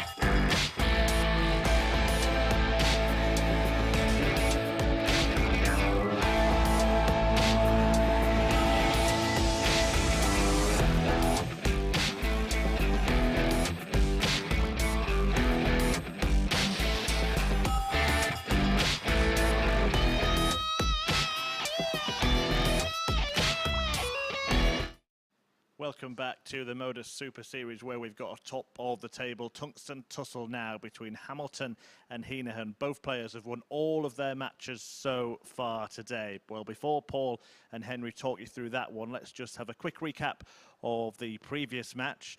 And it was Boomerang Brown as Steve came from behind to get the better of Blom, struggling still at the foot of the table, and was in a good position in that game, but Brown bounced back and took the win. There was some interesting decision-making in that one from Moreno Blom as well, as Paul Nicholson explained in commentary on one of the checkout attempts there, and his brilliant finishing. Well, it eluded him in that match, didn't it? And Brown managed to take the points. And how it affects the league table is like this. Steve Brown now on 8 points, along with Adam Smith-Neale, the former world master, and this pair that are about to play, Conor Heneghan and Andy Hamilton. Well, they are flying at the top, and it is looking like a real battle between those two to make it through to finals night as the outright winner of Group A. Who knows, this match could be decisive. The pair will, of course, play again one final time tomorrow, but a huge game in prospect here between Hamilton and Heneghan. Now, before we get into this one, the boys in the commentary box have been posing you a question about who's their favourite World Master. Well, I'm going to ask them a question, put them on the spot. We've had 11 World Masters that have played here at the MODUS Super Series, and the task is for Paul Nicholson and Henry Deacon to name them all. See if you can do that, boys. Thanks, Murph. That's going to be quite the task. I consider myself right on the spot. I'm sure we can get through them. Well, I'm going to start with Adam Smith-Neale because he's playing today. So that gets one of them. Pen and paper at the ready. Well, we know that Andy Hamilton has never won the World Masters. He's been in major finals. But who knows what Conor Heneghan could do in his young career. 23-year-old from round 4, as you can see. WDF Europe Boys Champion. First leg, it's Andy to throw title first. And gone on to do great Game things. On. Here goes this heavyweight battle then. So, the winner of these 2 points over the best of 7 legs here will go to 14 points.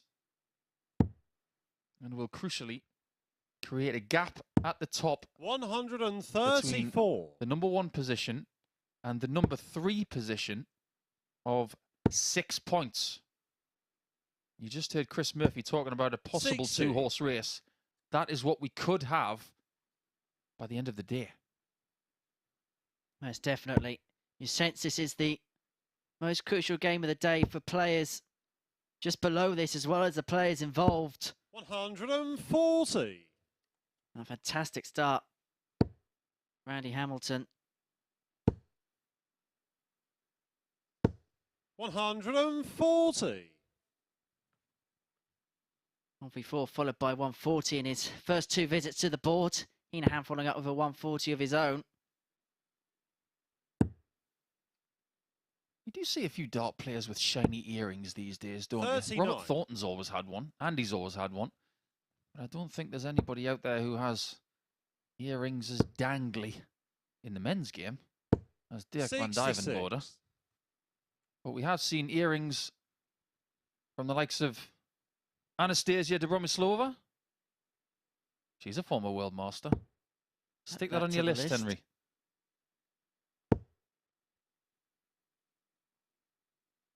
Former UK Open 94. finalist, of course, Andy. Former Grand Slam finalist. Former World Championship finalist. And I suppose when he goes to sleep at night and he sometimes thinks of his career, 100. how much And he would have covered just 94. getting one of them to be recognised as a champion of something.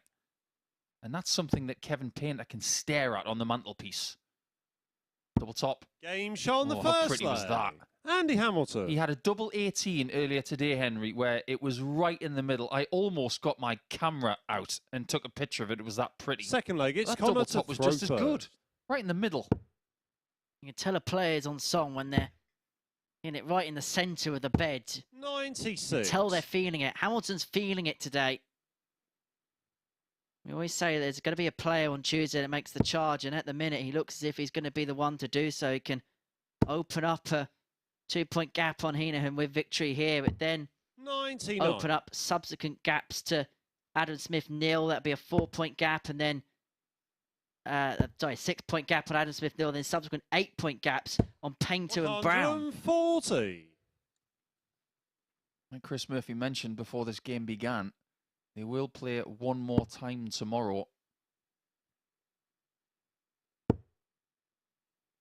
And that will be in 140. checking the schedule for tomorrow, actually, to see when it will be. Conor's last match tomorrow will be against Moreno Blom, You just wonder if it's going to get to that. Because match 11 tomorrow, 133. the game after this one, will be Hamilton-Heneghan. So I suppose we all want them to be on the same points going into that game. At the very worst, 2 points between them. That would make things very, very interesting indeed. 56. It would create Conor, you carnage. require 132. Good about carnage. Conor Heneghan wants to pop open the champagne, but he didn't have to go for the bullseye route. With Hamilton not on a finish, he would go for the double 120. six on the back of the two double 20s. He will return for double six after 12 to respond to Hamilton's starting kind. It was a really aggressive effort, that, from Conor. You consider 56. the possibility Conor, of you leaving require double 3 12. here, which nobody likes. He might have been wise to stay away from double six.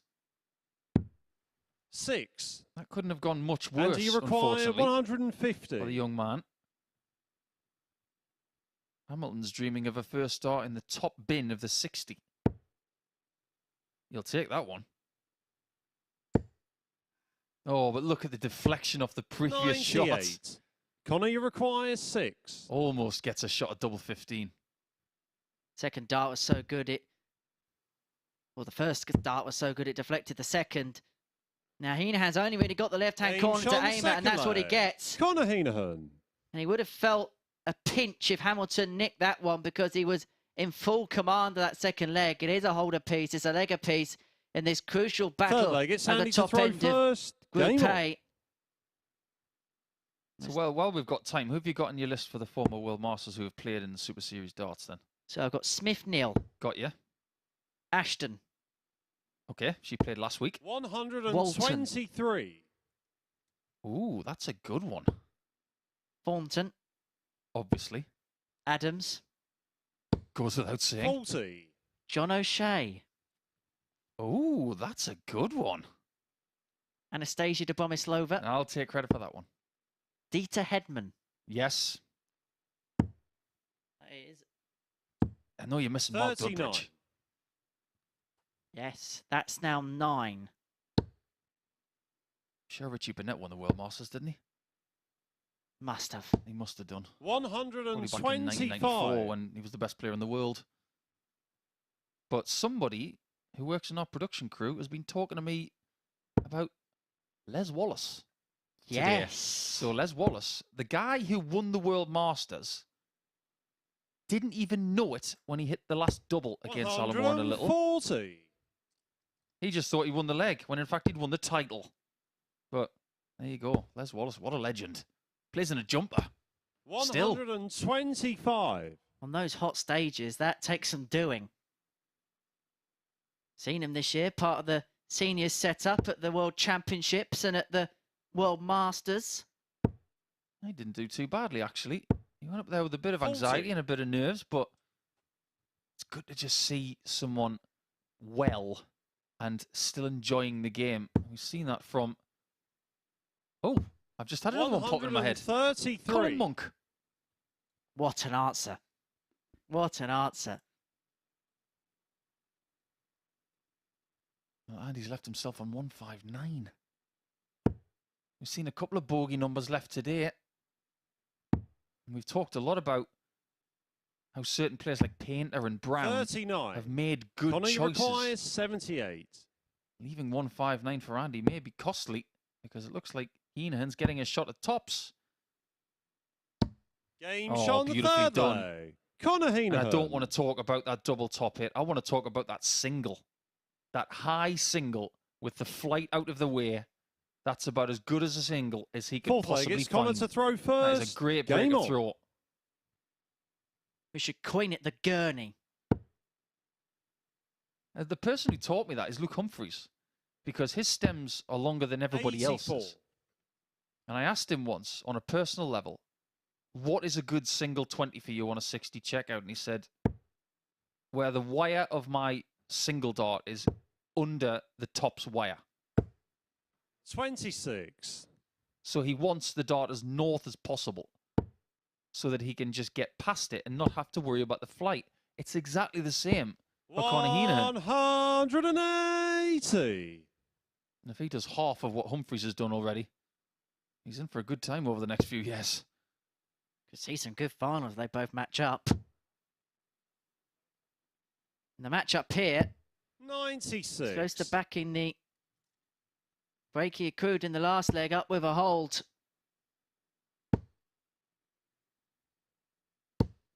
45. He won't like that one. But he does have quite a bit in the tank.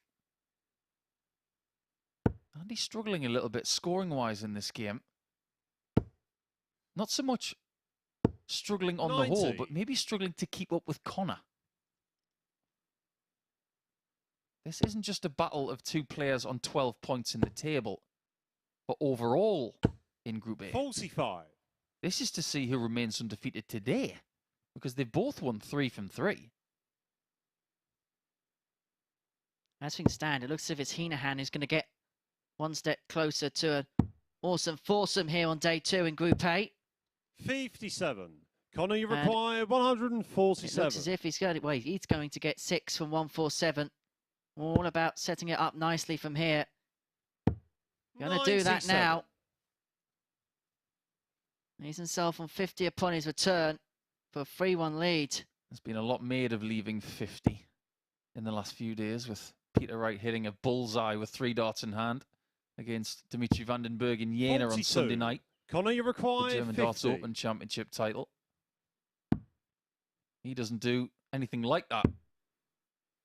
But does he win the leg? 18. Not yet. If you're going to miss on the outside wire. That's what he's done. I've noticed that Andy Hamilton's wearing a smartwatch. 96. I wonder how many Conor, you steps he's done require today. 32. Dart players do a lot of walking. Is Conor running towards Game the shot on the finishing line, fourth because leg. he's a lot Conor closer to it than Heneghan. Andy is. 3-1, and he leaves the hammer shaking his head right now. There's something I said to Matthew Edgar yesterday, Henry, and it was Fifth when leg, it's Andy to throw people, first. doesn't matter Game what they're on. doing, feel like they need help, they always look up. And what was Andy doing right there? He was looking up. And the only person who can help him right now is himself. Looking up to the heavens, looking for some divine inspiration. Well, that visit will most certainly help. And it's interesting when you look at Heneghan's day. Yes, he could go 4 from 4 here. But you look at the doubling. That has caused him some woes at times, but his scoring power has been so good that it's afforded him the opportunities. He's been there for the taking, but nobody seems to be able to take him out. He's actually quite evasive. What he does 60. always seems to be enough. You could classify it as a bit of a James Wade quality. He's not playing his best A-grade level of darts. 96. But what he is doing is constantly winning. What a fantastic thing to have. The Hino. Well, I know a Hino is a car. It's a small truck, I believe. I used to see a lot of those in 32. Australia. They were good for lugging building supplies around. But he's got to get a better nickname than that. I'm not having him called Hino for the rest of his 60. career. Come on, Conor, you can do better than that.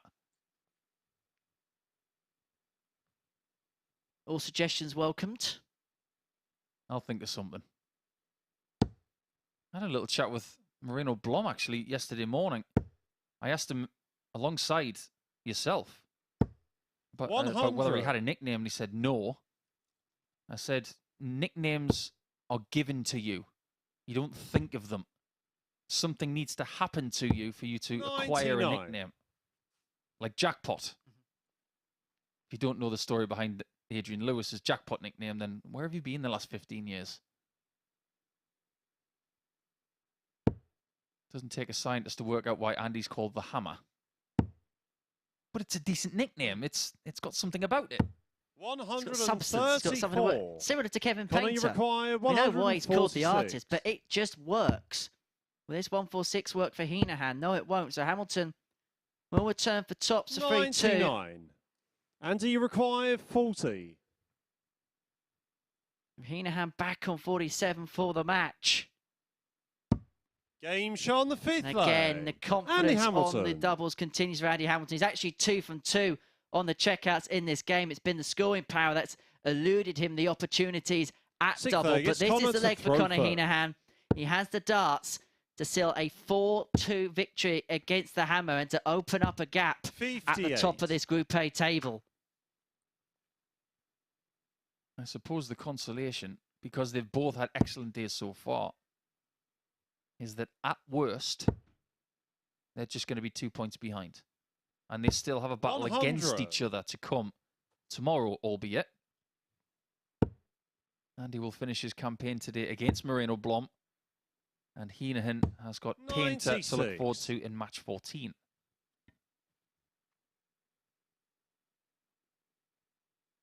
Get the sense that the players in the bottom three now could play the role of spoilers in this group. It's around this part of the day where we see 83. the detachment of Group A, where the situation as to whether winning the group or trying to play for third becomes very apparent. 43. The only person who hasn't won today is Blom. And I'm pitching my tent and I'm saying that he's already out of it. Painter is going to be 8 points behind going into the next match against Steve Brown, which will be in match 12. But I'm still saying that Neale's got a chance. But he's going to have to be really, really good from here on out. 96. Definitely has to win the lot today. I think that goes without saying. Might need some help as well. And the biggest results may have to come against these two. Neale has got Steve Brown and Blom left. 2 wins there would get him to 12.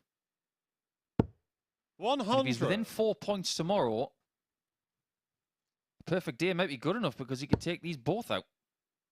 Indeed, but it may have to be with a big margin, though, against Heneghan because he has such an advantage at the top of the table in terms of legs difference. Well, we saw Kevin Painter get this yesterday.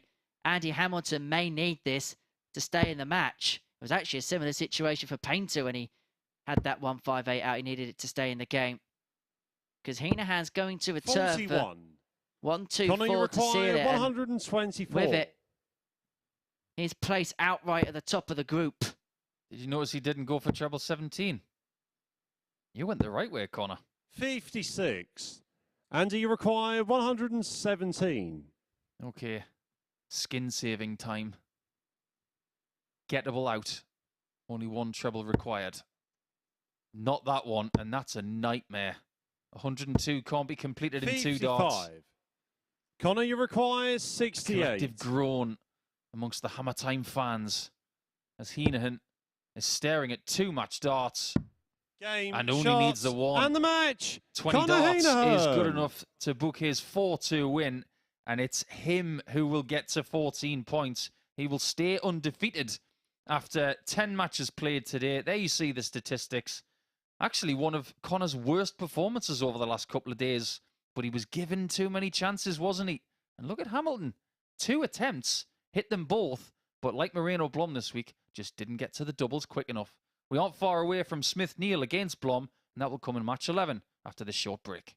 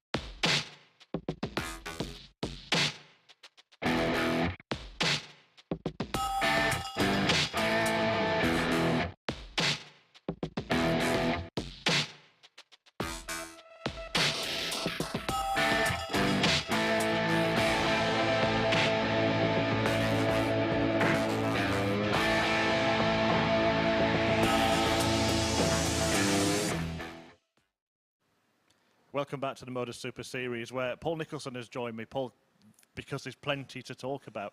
First of all, just after you joined me before, there was a bit of a moment between Moreno Blom, who's playing next, and Kevin Painter. The whys and wherefores we're not sure about, but do you think that affected Kevin Painter in the next match? Because he lost it 4-0, and he only had a couple of games, really, to try and cool down. Yeah, I think it must have. His performance level did drop by at least 10, 12 points. So maybe if something was said between himself and his opponent, or something happened on the stage, then it has affected him in some way. But strangely, it seemed to fire Moreno up in his next match. He played a lot better, especially in the scoring phase. Ultimately, he didn't get the win, though. So I think we have to see what happens from here on out. Yeah, from my position, I'm watching at the back of the stage and didn't see anything untoward in the game, but it was Blom who didn't shake Kevin Painter's hand, and Kevin took exception to that. I'm sure it'll all be sorted out now. But since then, we've seen a really important match, haven't we, between Heneghan and Hamilton, that has seen Conor Heneghan move to the top of the table. Yeah, Conor was doing what he's been doing for the last couple of days, just playing some really consistent stuff. But when you look at the doubles percentage for Andy, it tells a story that seems to be following certain players around this week. They're just not getting enough chances. And Andy seemed to lose his range on the treble 20 on a consistent basis for the first time this week. And it could cost him big, but like I said in commentary, they've got another battle tomorrow and they've still got another game today. So let's see what they can do before the end of Tuesday first. We've just seen the table. You said you still think it might be a 3-horse race with Adam Smith-Neale, who's playing next, still in contention. I think so. I think with Adam having 2 games against those top 2 tomorrow, they will be key for him, but he can't forget about the 2 games he's got left. And if he can go away with another 4 points today, he will definitely be in the mix for Wednesday. And it was a win for Paul Nicholson and Henry Deacon as well. They did very well with that World Masters question. In fact, I fluffed it because he's actually 12 and not 11. I'll post the answer on social media and we'll get it retweeted by the MODUS Super Series page as well. But Paul, commentary duties again for you. And one of those World Masters is on the stage right now. Adam Smith-Neale about to take on Moreno Blom. Over to Henry. Indeed, thank you very much, Murph. I think me and Paul have set up our team for University Challenge. We'll only connect. So, next up, Adam Smith-Neale against Moreno Blom. Big game this for Adam Smith-Neale. You feel that this stage of the campaign, it's must win for him. He's now 6 points behind Conor Heneghan at the top of Group A, 4 behind Andy Hamilton, but he can bring the gap back down to 2 if he can claim victory here against the Dutchman. And then later on in the day, Adam Smith-Neale will take on in his final match Steve Brown. So big couple of games coming up then for the man that first Nico leg, has it's Adam to throw ASN. first. Game on. And it is he who has the darts and the odd numbers legged. Moreno Blom, it's about trying to keep himself in the race to get into Group B. 134 of today's action. 41. Yeah, big game for Adam. He's expected to win this one because Moreno's only picked 47. up 1 victory so far. And that was in his very first match yesterday morning. 140. But I don't think there's a shortage of confidence on this stage, even though they're not the top dogs so far in this group. That's what you tend to find with some young players. 100. Even in defeat, they still think they're good enough, which I suppose isn't a bad thing, but you 44. just have to temper yourself at certain times and realise that there are other qualities that can get you over the line, not just a bit of brashness. I think that might be something 30. that Adam Smith-Neale is starting to learn. Early in his career, a lot of people think he was too confident, maybe overconfident. 59. But I think that over the next 2 or 3 years, we will judge this former world master on what he does going forward as opposed to what he's done before. 174. Most definitely.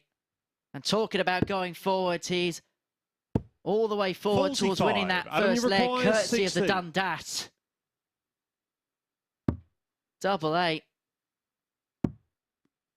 Now down to double 2. Now this could get awkward. Game shot on the first No, it's leg. not, because he Adam pins it Smith-Neale. last start in hand. Adam Smith-Neale opens up a 1-0 lead against Moreno Blom in Next to no time at all. Second leg, it's Moreno to throw first. We're mentioning in the introduction how crucial this is to Adam Smith-Neale, because the 2 games that he has left 59. in his day, he will fancy his chances of picking up the points. 180. Talk about confidence. Use it here. 100. Now, can he follow up? Can you, Adam? That was so unfortunate. 140. You can see what Dart 3 did there, just nestling under. But it must have hit the top end of the barrel just 100. to bounce away into the small 20. 6 finely thrown shots here from Adam Smith-Neale. You know the importance of a game. One or two things can happen. You either raise your game to stratospheric levels or you feel tense. Well, it's the former at the minute for the former World Masters champion. Adam, you require 126. And this 126 against the throw may have to go, because we know how good Moreno Blom's been in the finishing department so far this week. The bullseye. 93. Moreno, you require 102. Gives himself a dart at 87. double 15 after starting Adam, on the you require 18s and staying 33. there. Double 16. Game shot on the second leg. And that's very Adam good Smith-Neale. behaviour there from ASN, because you don't find yourself on 33 very often. And you don't practice a 33 Third checkout leg, it's Adam to throw first. at all. You've got to remain positive in taking out those somewhat unlikely shots. I think we have seen enough evidence over the last couple of days, Henry. You've been up in the gantry where Murph is today and in the commentary box with me today. 140. You'll be in plenty with me this week. I feel sorry for you. But we've noted that Blom is unconventional when it comes to the checkouts. He's 100. bamboozling me. He's bamboozling the spotter, who's a former countdown champion. 93. We're going to figure you out by the end of the week, Moreno. Don't you worry about that. We'll figure you out. We figured out Eric Claris. We figured out some of the shots that Barry Van Pierre can do. There's nothing bamboozles us in the end. Finally, something more difficult than trying to calculate 64. 8, 6, 7 with 4 bigs and 2 smalls. That's chicken feed compared to what some of the stuff Moreno's done this week.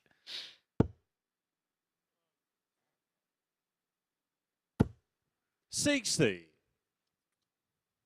As you mentioned, Smith-Neale has hit the straps in this game, averaging 91 and a half. Adam, you require looking 160. quite comfortable in doing so as well. He's had a bit of a break since his last match. And he's looking at tops. Game shot on And the that third break leg. may have served him Adam well. Smith-Neale. Biggest finish of the week so far from ASN.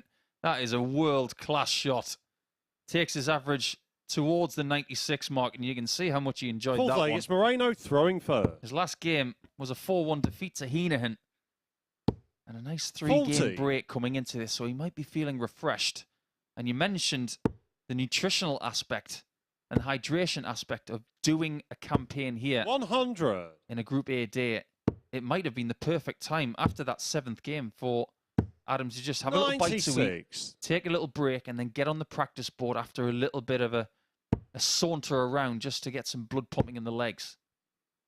And sometimes mentally you just need 5 minutes away. Just have some lunch, restock, refuel. Can do you the world of good. 100. Have a lot of water as well. It hasn't been particularly cold the last couple of days. It's been quite muggy, in fact, in this area where we have the Modus Live Lounge. 95. So it's really important to get lots of water in your body to give you that clarity of thought. 83. Dehydration just makes you feel a little bit cloudy. Well, he's clear in thought, clear in mind, and 96. clear in terms of legs. And he could be clearing his way towards the victory line. 83. Adam, you require Because 70. Moreno Blom's left 99. One dart. He should have had at tops, but 19. doesn't. And even then, with the last Moreno, dart, you goes into the require double 99. 2. Morbid curiosity to see what he's going to do here. He could have gone 19. anywhere Adam, you for that require 99, but 51. stupidly, he went for a second double top when he missed the board. That was a bad play from Moreno Blom. 33. Oh, it's another double that he didn't want. Moreno, you require He's trying to break 80. his own record of 3 doubles to win a leg. Well, he's gone tops again. Double 10. Game shot on the fourth What on earth leg. is going on Moreno here? Blom. What on earth is happening here at the Super Series? I'd like to say that's leg, unconventional it's behaviour, Adam to but for throw Moreno first. it's not. Secondly, he's not the only person who would have done that. If you think about Richard North, another player 99. who was from the Hampshire area of England, he would have done exactly the same. So for us to pigeonhole 43. Moreno as someone who would only do that, that would be wrong. Northie would have done it. And some others would have done it too. I've seen Gary Anderson do that to me. 100. And a lot of others. At this point, we're better off going full board, aren't we? We just don't know where we're going. 57. Now, the good news for Moreno is it keeps him in the match, keeps him interested. Here's the bad news. 92. He's quite far behind. Smith Neale missing that shot at double 16 and hitting the 81. double 7. Squandering a couple of match chances. He wants more. His leg difference currently stands 78. at all square.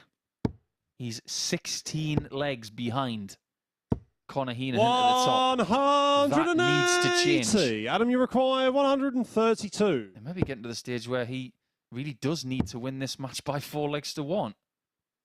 But interesting again, Adam Smith Neale 58. went Moreno, for the you triple require 20, 140. 132. He's saying to Moreno Blom he's not going to take this 140, and the way he's been finishing, that's a 44. dangerous tack. Adam, you require 74. Turns out he was right. How right is Adam? That leaves 41. That doesn't. Game, was that shots, and the match. Ooh. Adam Smith That one Neale. only just snuck in the bottom left corner. That was a really interesting game. Blom had no answer to the 89.89 average of Adam Smith Neale, and for the second consecutive match, we have 44% on the doubles for the winner, this time with the darts, the highest checkout of the week, 160, found by the former world master, and he gets himself into double figures and points on the table as he joins Hamilton and Heneghan, but he's on 10 points, the others on 12 and 14. More coming your way after this. It's Brown versus Painter.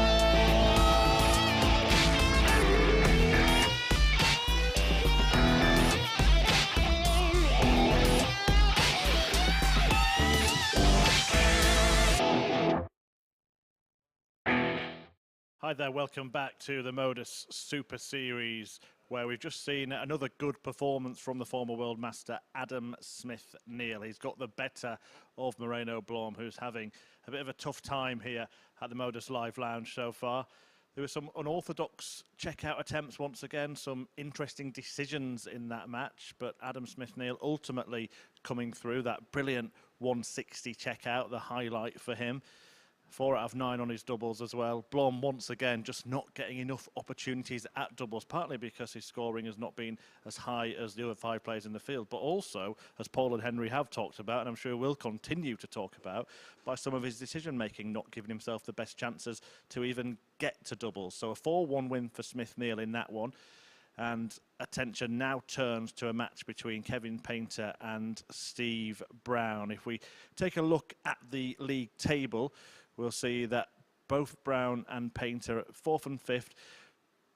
An outside chance still for the pair of them, for whoever wins this match, maybe to be in contention for that top spot and finals night on Monday, but maybe more realistically fighting it out for places in Group B, which does carry the advantage, of course, of having 3 places for finals night from 5 in the group in comparison to Group C, which is 2 from 6. It looks like Blom is destined to be there, but it is Brown against Painter in this one, and Paul Nicholson and Henry Deacon will guide you through the action. Thank you very much, Chris. And you just sense this is a game where we're going to find out where Steve Brown's destiny is going to be over the course of the next couple of games. Currently on 8 points. A victory would put him on 10 alongside Adam Smith-Neale, give him more than a chance to make an assault for the top position come the end of play on Wednesday. But defeats here, Kevin Painter be level on points of him, and then you would feel as if their battles will be as to who can get into the top 3. We are getting to the stage where somebody might know where they're playing on Thursday and Friday already. I think as far as Moreno Blom's concerned, I don't see him getting inside the top 3 now. You mentioned that word spoiler. First leg, it's Kevin to throw first. Game on. I'll be interested to see what he does when he plays against Andy Hamilton after this, because Hamilton could really use a 4th win of the day just to keep pace with Conor Heneghan. 59. But as far as these two are concerned, we can talk about it being a battle of the household because they're staying with each other this week. I suppose I'm glad it's just not the last game because you mentioned earlier, Henry, that you tend to think about the last game the most for the rest of the day. And yesterday, it was Steve Brown that won by 4 legs to 3. It wasn't a massively brilliant game. The reason I say it that way is because Painter did have a 136 checkout in there. 140. But the averages weren't north of 82. It was a bit of an up and down contest. Remember rightly, Painter had 2 ton pluses in that 125. match. And he had to because he was being completely outscored by Brown.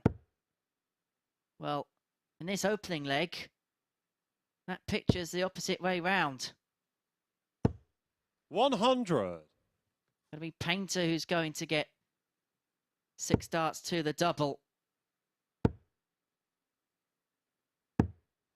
54. What's fascinating to me is that if you look at Kevin Painter when he made the world final, and even when he played before that, he was still using these types of stems. 60. Kevin, you require 138. As much over the last few years because he was sponsored by a different company, but he's gone back to these ones, which used to be called Alamo stems, where they have a metallic top. When you put the flight 86. inside the prongs of that stem, it really grips them, and they don't fall out. We'll have a chat about that in just a second because we are at the latter ends of this opening leg and Painter requiring 52 to take it. Well, B-foot opening leg hold. Tops is the MO. 12. And Tops he misses, and it allows an opportunity here for Steve Brown to break at the earliest possible opportunity. 2 at double 16. Now up for double 8. 40. Kevin, you require 40. Well inside, so Painter does return for Tops.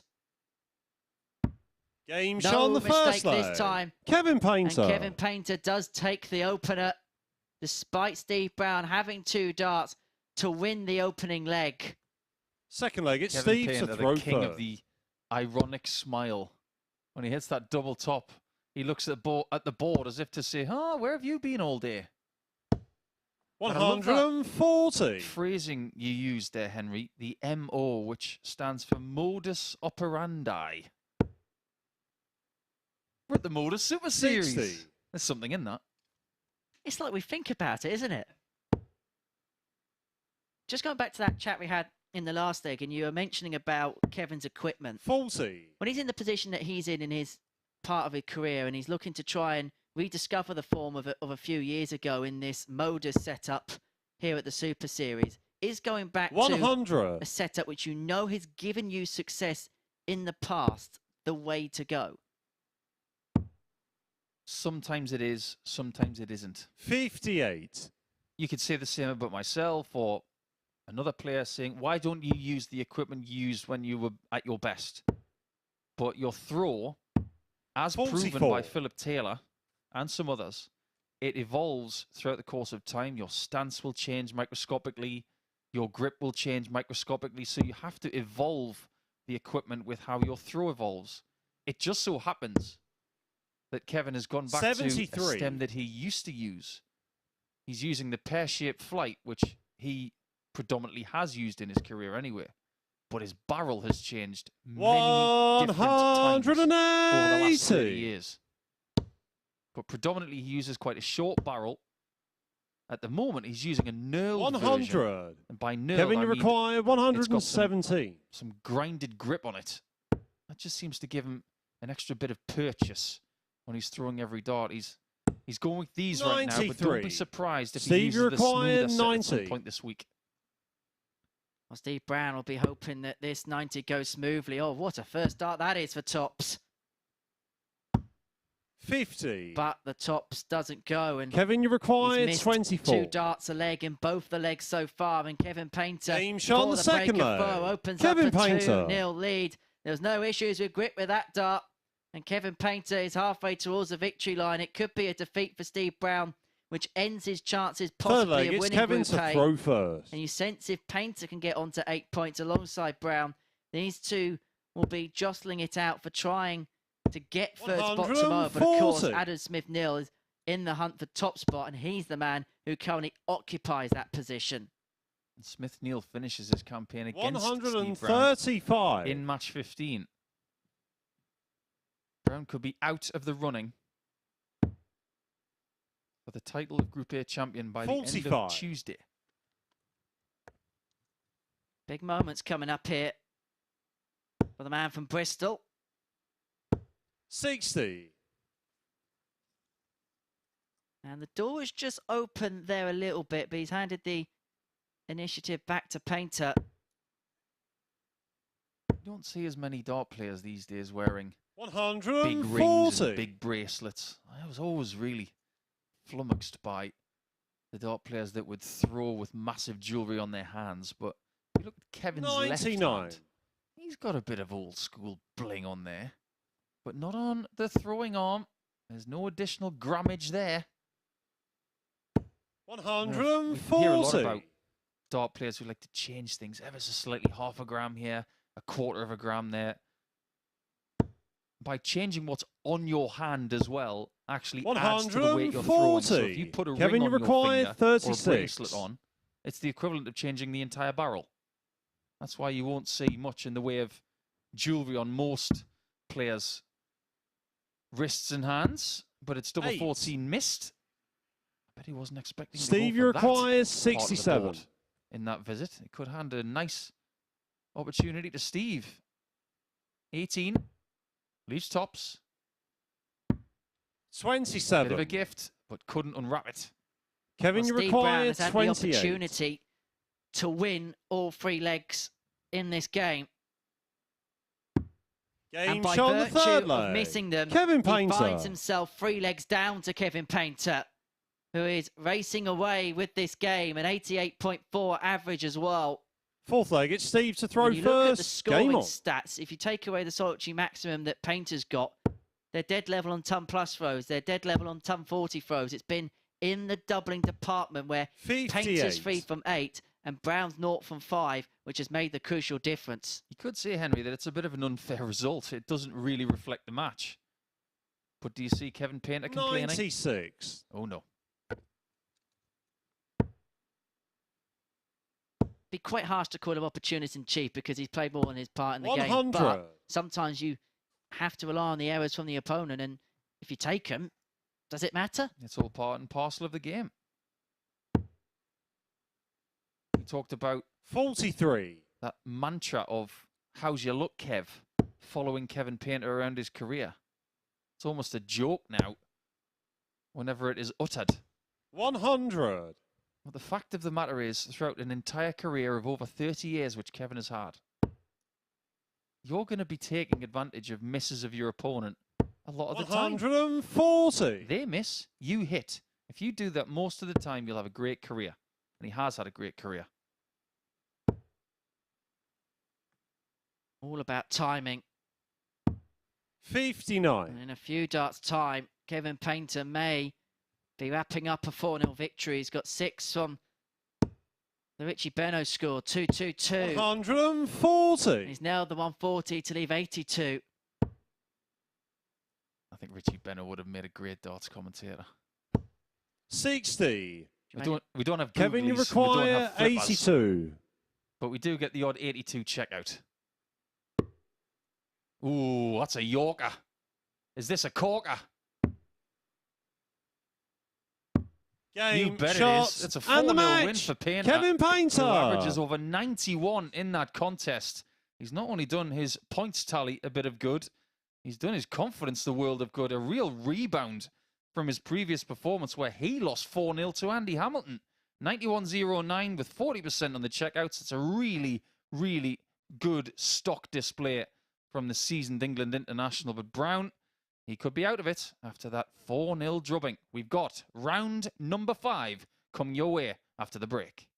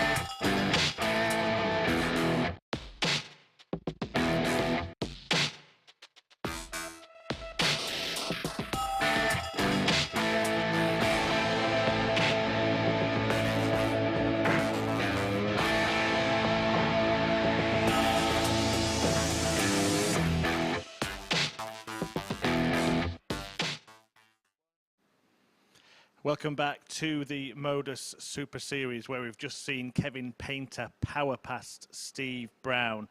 A big win for the artist in his bid to make it into Group B, or even better than that. But for Steve Brown, well, the damage was done, wasn't it, in the first 3 legs of that match. Missed doubles in each of them, and Kevin Painter took full advantage, going on to average 10 points more than Brown. 5 140s and a 180 in there for him, and a strong performance, bouncing back from defeat in his last match. And the effects on the Group A table are that Painter and Brown are now level on 8 points. Adam Smith-Neale on 10, Andy Hamilton on 12, but Conor Heneghan has hit the front after beating Hamilton, the first defeat inflicted on the hammer today, and Heneghan has the potential now to go and make it a clean sweep of wins. Moreno Blom, though, well, it's not looking good for him, bottom of the table on 2 points, and he is in action next against Andy Hamilton. But that only victory did come against the hammer yesterday. Paul Nicholson said in commentary, could he be a bit of a spoiler again for Andy Hamilton? Well, we're about to find out. Just incidentally, by the way, that match between Kevin Painter and Steve Brown you've just seen, it's 15 years this week since they played their first match. That was over in Chicago, believe it or not. Well, for this pair behind me, it's exactly 24 hours since they played their first match. That was here in Portsmouth, and we're going to see the second one now between Hamilton and Blom, with Henry and Paul talking you through it. Thanks, Murph. That was a great segue. We were talking about that first meeting between Brown and Painter yesterday at the Windy City Open, which used to be a PDC ranking event. But 24 hours removed from their first meeting of these two, and it is a meeting that maybe Andy would like to forget. But maybe, Henry, he can use it as motivation to try and get himself on 14 points going into Wednesday, where he's definitely going to be in the fray for the Group A title. Every player knows their record against every player. And Andy Hamilton will not want that 0 next to his name any longer against Moreno Blom. And if he can get a victory in this one, it would First put leg, him it's onto Moreno to throw 14 first. points Game level with on. Conor Heneghan. And Heneghan has Painter next, who looks as if he's playing his way into some form. This could be a crucial game for the hammer. 60. But just going back to that meeting between Painter and Brown, I was 7 when they first met. The door's right there. Just behind you. Turn right. And there's another door about 10 yards away. Leave this place. 134. It's okay. I can stomach your presence for the rest of the week, Henry. We like you here at the Super Series. But right now, when you're on the stage, you try and create this little bubble for yourself. One more job to do for the day. And I suspect, 57. I don't know how you feel about this, Henry, but if you'd have offered Andy Hamilton 14 100 points by the end of Tuesday, I think he would have taken that. Absolutely. And he knew on 14 points, no matter what happens around him, he's going to be in the mix come Wednesday. Even if he does lose this one, 12's not a bad figure to be on, but it gives you work to do tomorrow. 99. Get yourself to 14. Leave the building before anybody else, and let them stress it out with one more game to play. It'll be Heneghan against Painter, and we know that Heneghan's going to have his hands full because Painter's just fluffed his confidence like a very new fluffy pillow. And as for Smith-Neale, he's up against 21. Brown. He's only picked up one win today, 108. Can't count him out. I like this route for 108. 68. I like it a lot.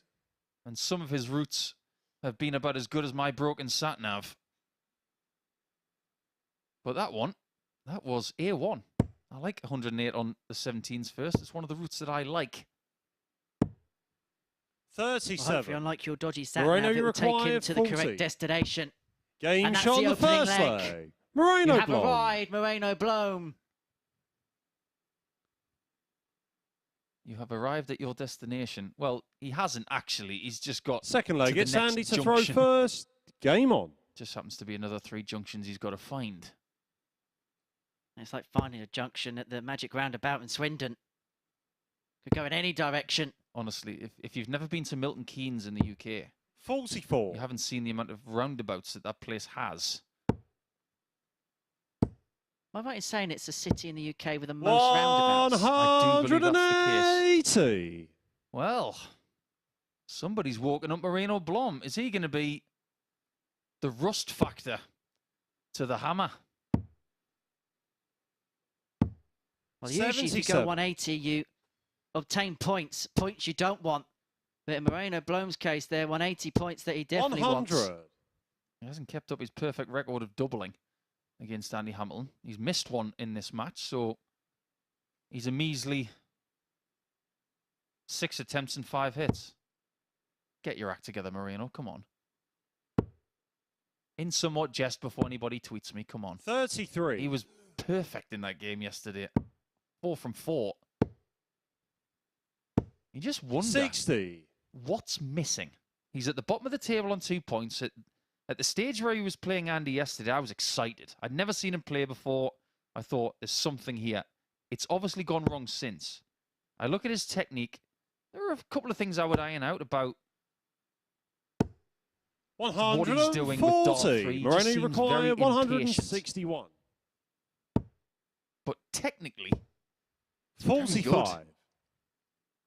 he's only young. He's quite raw. Give him some time. And hopefully he will click the way that certain other young Dutch players have. I could talk about them until the cows come home. There are creases to iron out, but Moreno Blom is showing us some promising signs in this game. 160. This 116 may have to go. Treble, fantastic dart.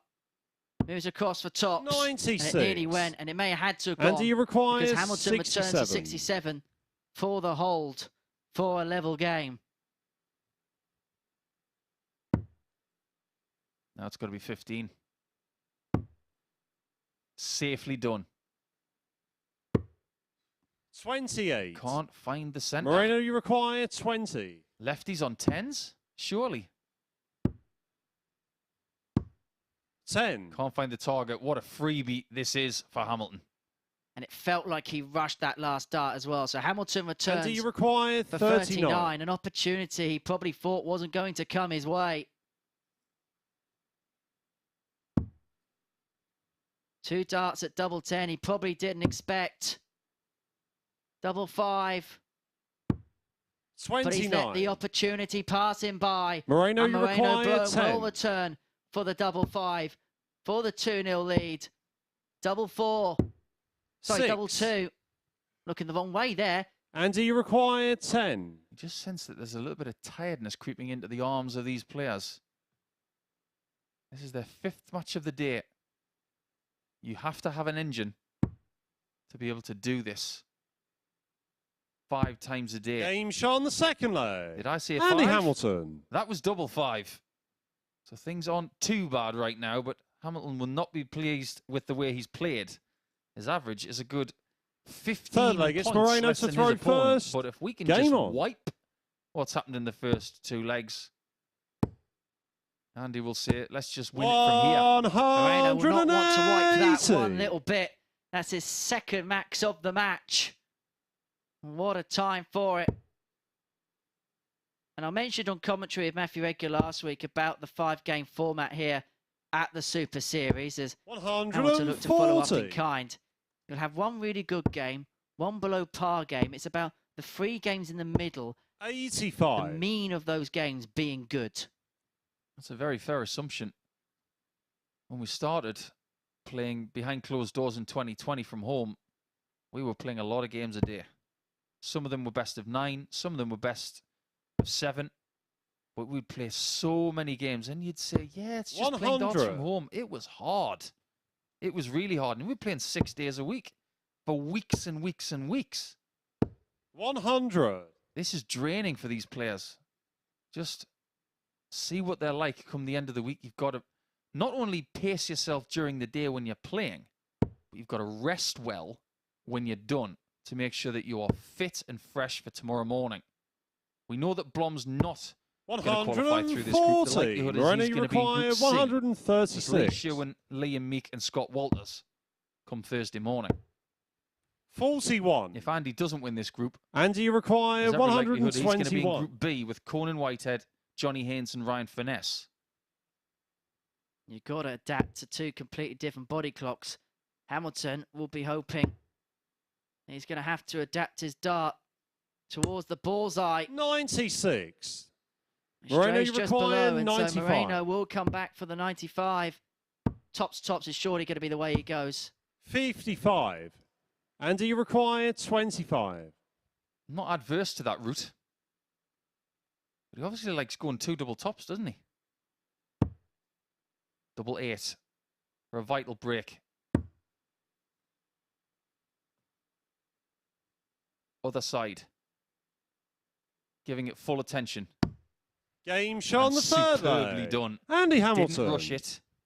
Knew that this was the biggest start of the match. Gave it proper rhythm. That was experience personified and a great shot. Fourth leg, it's Andy to throw first. Game on. All of the experience coming into play. Hamilton obtains the break. He's now looking to push clear of the young Dutchman. 99. Spent a lot of time with Andy in my career. Not so much over the last few years because we've been in different circles. 45. I remember back in 2010, 2011.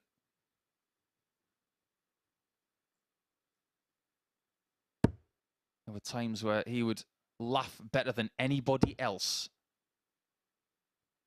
That's why in the early portion of his career, 59. He was called Henry VIII.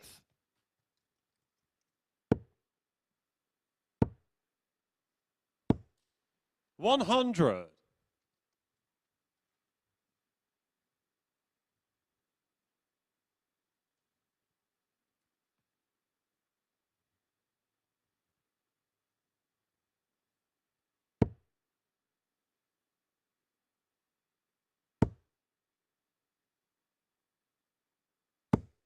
$180.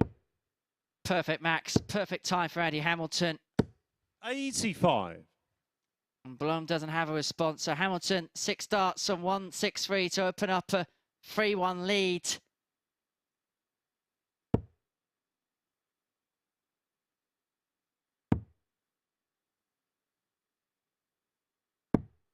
$57.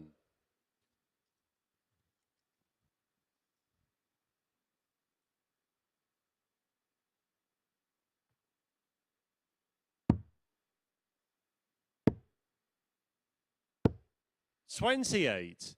And you require 106.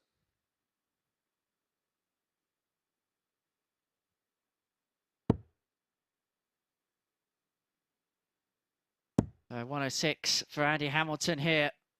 He's going to get one Game at shot double on the 16, fourth and he leg. needs the one Andy at Hamilton. double 16, and he opens up a 3-1 lead on Moreno Blom. And again, smack in the middle of the bed. Fifth leg, it's Moreno to throw first. 28.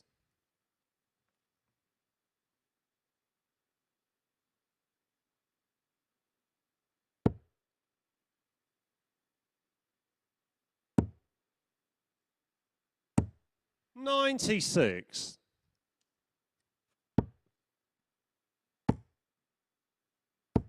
$100.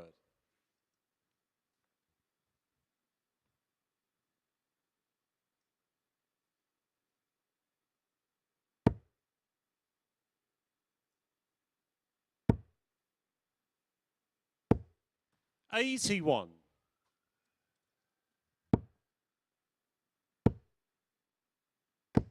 $140.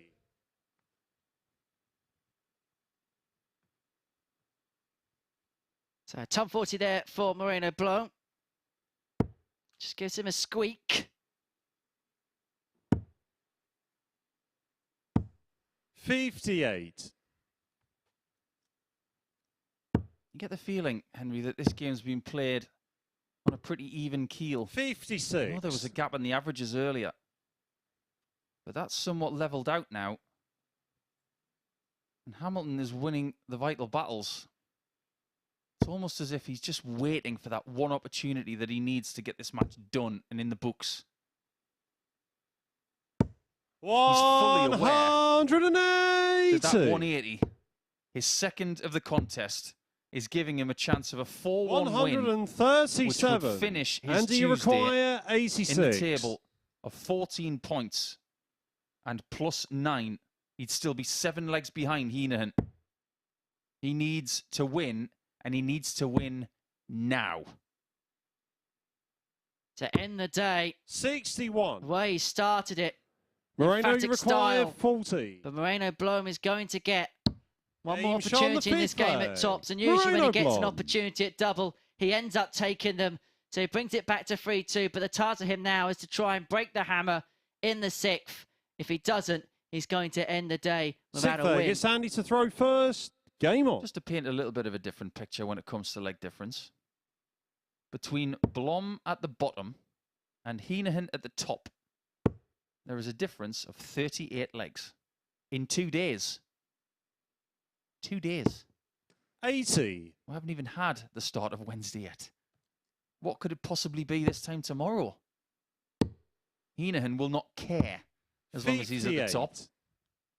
And he could have a couple of days off to get ready for Saturday night. I'm fascinated, you know. I look at who's coming up on Thursday and Friday. And there are some characters in there. There's some firepower. I love Conan Whitehead. I think he's great to watch. 100. I want him here on Saturday night. It's not because I genuinely like him. It's because he's got fireworks in him. 59. He's the kind of person the crowd wants to watch. There's a few of them in this group. Could be a really, really good final, potentially on Saturday. Yeah, can you imagine Hamilton here as well? Giving it that roar that we've seen from his career. And Kev, of course, loves the big stage and the big crowd. Doesn't he just? 140. And then I think there's one or two players that, when they come in later on this week, that Lee Shurn perhaps being a big example of on debut, where 58. we know what they're capable of, but we don't know what we're going to get from them in this environment. That's very true. I'll be really interested to see what Lee can do. He'll be chomping at the bit to get down here and give it a shot, that's for sure. 100. Good turn. This is a great scoring leg from Andy. Down to 81. No real trouble. 174. Where did that come And from? do you require 81? Like a bolt from the bloom. Can Hamilton finish it off with this 81? They'll get looks from Paul Nicholson. Double 12. Well, the double 9 leaves the double 3. We've seen some 75. intriguing doubling today. Moreno, And you it require continues there. 152. Was there a case there for going for the single 2 to lead double 2 like Painter did earlier? 42. Now, Moreno on 152 And do you going require for 2 6? treble 19s and double 19. I don't mind that at all. That was unconventional, but it had substance. This is 2 double 2. Can he bypass that to get the win?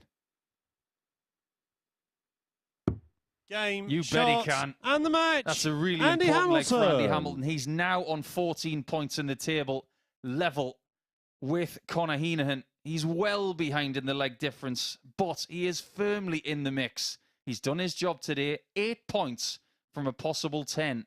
As for Conor Heneghan, it's up to him to see if he can get 10 from a possible 10. And he's playing Kevin Painter right after this.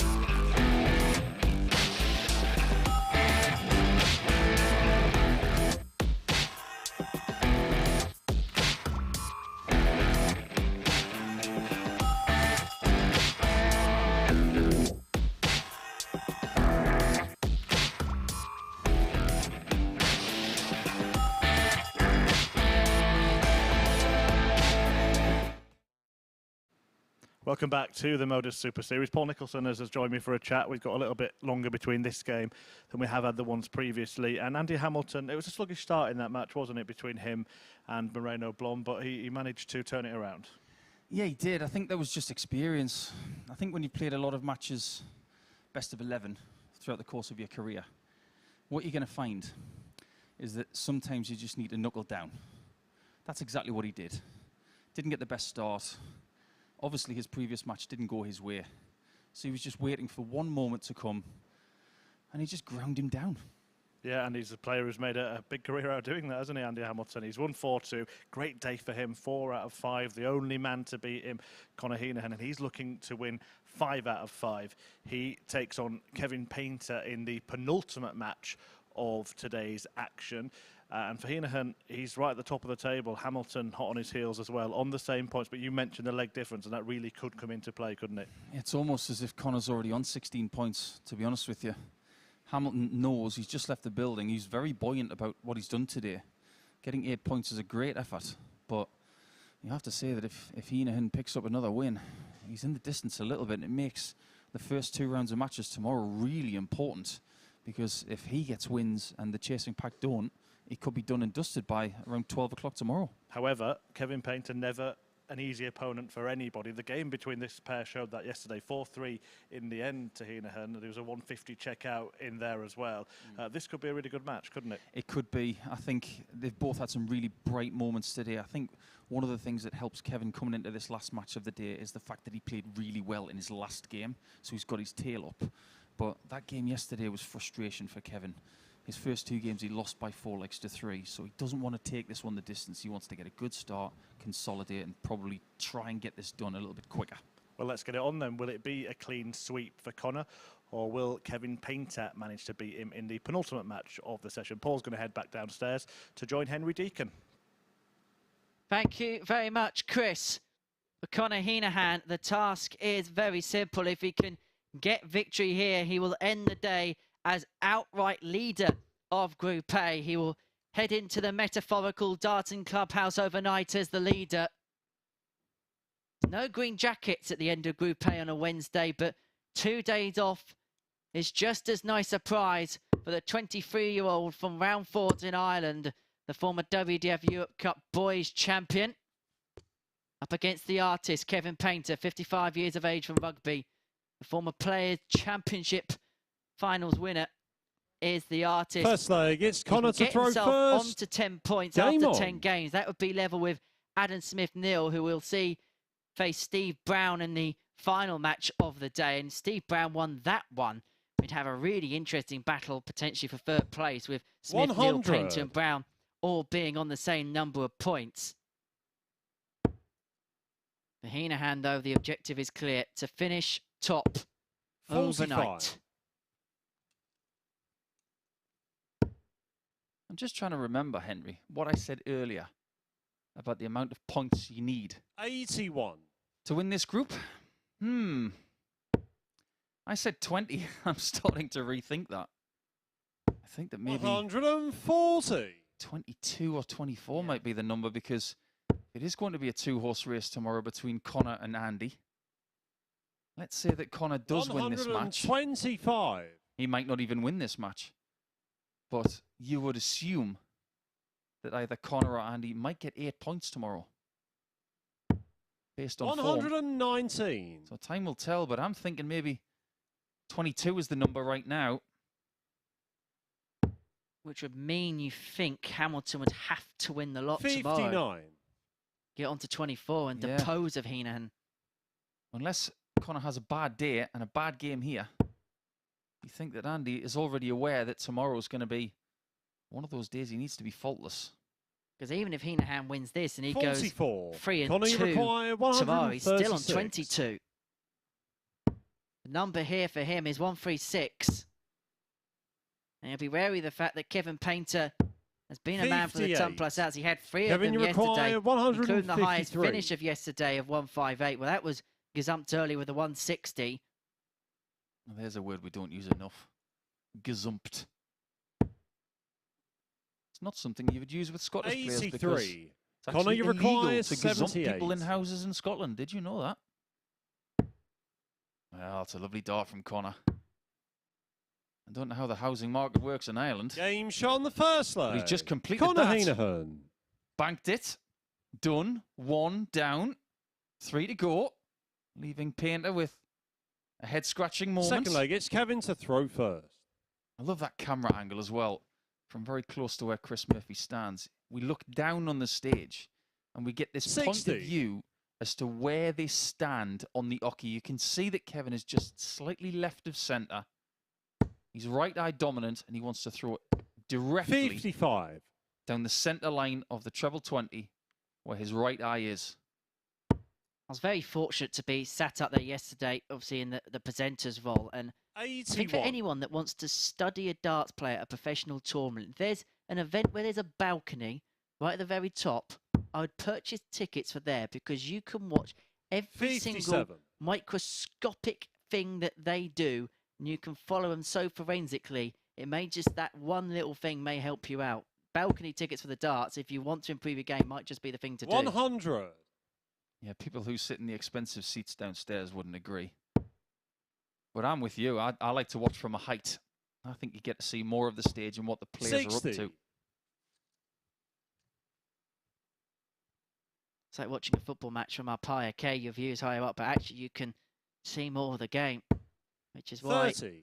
in my other sport, I usually find myself about 100 foot high up in the air, usually surrounded by some scaffolding, which is just about keeping me intact. 140. That's a forceful 140 there from Conor. And we're talking about 2 dart players right now who throw darts about as hard as anybody. 125. Maybe only 2 come to mind who throw it harder than these 2. One is Simon Whitlock, and he does it somewhat effortlessly. But the other was a German guy called Eric Tautfest. Kevin, you require 105. On the European Tour once, and I thought, how hard is he throwing those darts? Quite incredible. Ooh, lovely. Now, he's not going to go 5 bull before you start asking me that one. Double top. 65. Almost worked out really Conor, well. And an ironic smile 49. from Kevin Painter as Heneghan eyes up 2-0. Tops for it. Double 10. 29. And you couldn't get any closer than that last Kevin, you dive out to require going in. 40. So Kevin Painter will get another opportunity at tops. This is 2-hold throw and to level us up. Double 10, the target Heneghan's just missed. On the second but there's leg. no mistake from Kevin Painter. He levels us up at 1 apiece.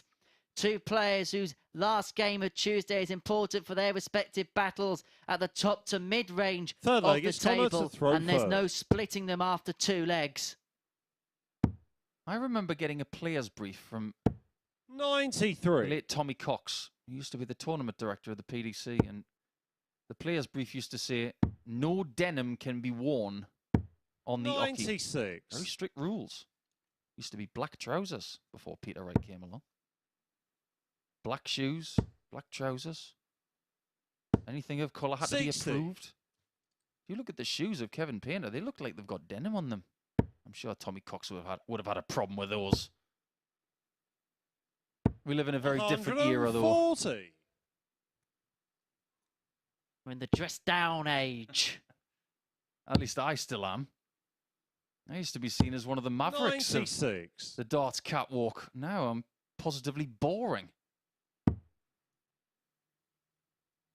wonder what you would have made of Scott Williams' trousers at the weekend. My word, that 95. was some sight, wasn't it?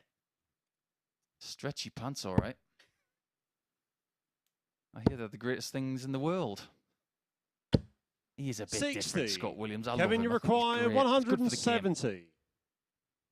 No, he's not everybody's cup of tea, but he's definitely mine. Game was built upon characters, of which Kevin Painter's most definitely one of them. You know, one of the biggest characters in all of darts in its history, Peter Manley, good friend of Kevin Painter's. In fact, Kevin's daughter, 60. Madison, Kevin, you require 65. 65.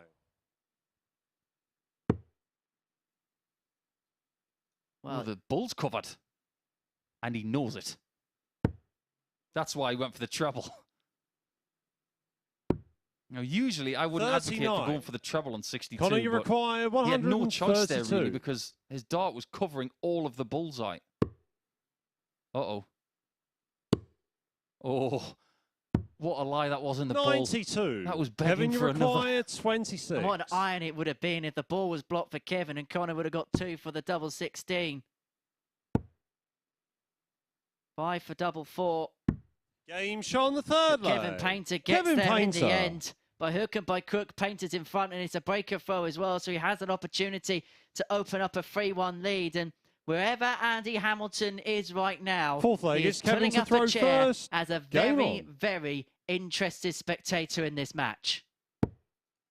Yeah, I was just going to ask you a question, Henry. Who is Kevin Painter's biggest fan right now? 140. His name is Andy. Because if Painter does Andy a favour, Painter will do himself 55. a favour by getting to 10 points and put himself firmly in the race for the top 3. I think everyone 85. in that practice room, perhaps with the exception of Adam Smith Neale's D. Brown, will be a Kevin Painter fan at the minute. D. Brown takes on Adam Smith Neale in that last game. It could be a crucial game. That could be a crucial maximum for Conor Heneghan. Just keeps him in touch in the leg. 99. Do you know how we said that Andy Hamilton went under the radar yesterday? I'm starting to think that Adam Smith Neale has gone under the radar today because look at what he's doing all of a sudden. 180. Not Adam, Conor. 180 heaven in 2022. I'll come back to 99. the Adam Smith Neale point in a Conor, second you because it's very require important. 86. This is important for Conor because Painter's left himself on a finish. This is to get him back in the match and to most likely keep him in the match. Double 7. Game shot on the fourth Superb leg. finish. Conor Under all Heneghan. sorts of pressure for Conor Heneghan. And he gets the break back at the first juncture. It's 2 apiece. And we have a crucial few legs coming Fifth up leg, it's Conor at to both throw ends first. of the Group A table. And just imagine if Heneghan can be stopped. He stays on 14 points. 125. I'm starting to think, actually, that Adam Smith Neale wants Painter to win this game. He won't mind Kevin getting to 37. 10 points because Adam's got a game in hand against Steve Brown next. But if he can stop Heneghan from getting to 16, then Adam Smith Neale can win that game against Brown. He'll only be 2 points behind the top 2. That's the ideal scenario for Adam right now. So he's saying, come on, Kev. 125. Because if you're in Adam Smith Neale's situation, if you want to win the group, you have to fancy yourself to take care of the rest of the pack. So Correct. Absolutely the case. 56. He wants to be as close as possible to the top spot. He does not want Heneghan to get to 16. I've got some bad news for you, Adam. Heneghan looks more likely to get to 16. He's averaging 5 more than Painter. He's a good dart ahead right now, but he doesn't like that lie, and he doesn't want to move anywhere else. he's pulling off in this game what I suppose the Aussies would call a switcheroo. The old switcheroo. Oh, got a switch. 140. Well, Conor, you require 150. That's a 50-50 call. He wanted to try and leave 59, which is a single to double combo. If he'd have gone downstairs, it would have been a 2-darter. Either way. 77. Now, the 115's missed. Kevin, you require As we like to 99. say here at the MODUS Super Series, come on, Kev, put a flake in it. Tops. That was away. 39. Kevin's gone, Conor, but you he went for it required again with the 38. third dart. So 38, Aim goes shot on the straight fifth for it. leg. Straight in. Conor It's been the Heneghan. 2 darts right at the bottom of the board, which has given Conor Heneghan this 3-2 lead. That has secured the switcheroo against Sixth Kevin leg, Painter. it's Kevin to throw and from a first. position of authority in this game, Kevin Painter is throwing to stay in it. 59. It's all getting a bit desperate now. And Heneghan is public enemy number 1. 100. He's not a bad kid. He's just trying to win. But this is the complexity of group play. People are watching 61. your results more than they would in, say, tournament play, because they don't concern themselves with the other side of the draw when it's knockout. When it's group play like this, you're always wondering what everybody else is doing. 135. And even though Andy Hamilton has left the building, he'll be on his smartphone saying, what's the score? He won't like this score. 119. It's funny how popular you become when you win. I wouldn't know. 99. Chipping away, and he's 2/3 of the way down in a 501 leg. Biggest finish so far today and of the week. 39. 160. Conor, you require By Adam Smith-Neale 167. earlier. And that will remain the case.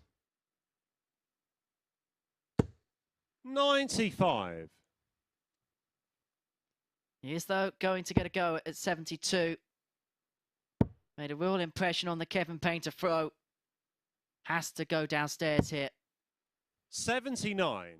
Instead, Conor, you decides to go require for treble 13. 72. Gets the treble 13. That wasn't the worst play in the world, actually.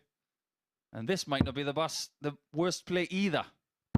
Game, Tops shots, for the match. and Tops the for a match. perfect day. Conor And Conor Heneghan. Heneghan has put himself in the most perfect position to progress through Group A. 10 games played in the group, 16 points to his name.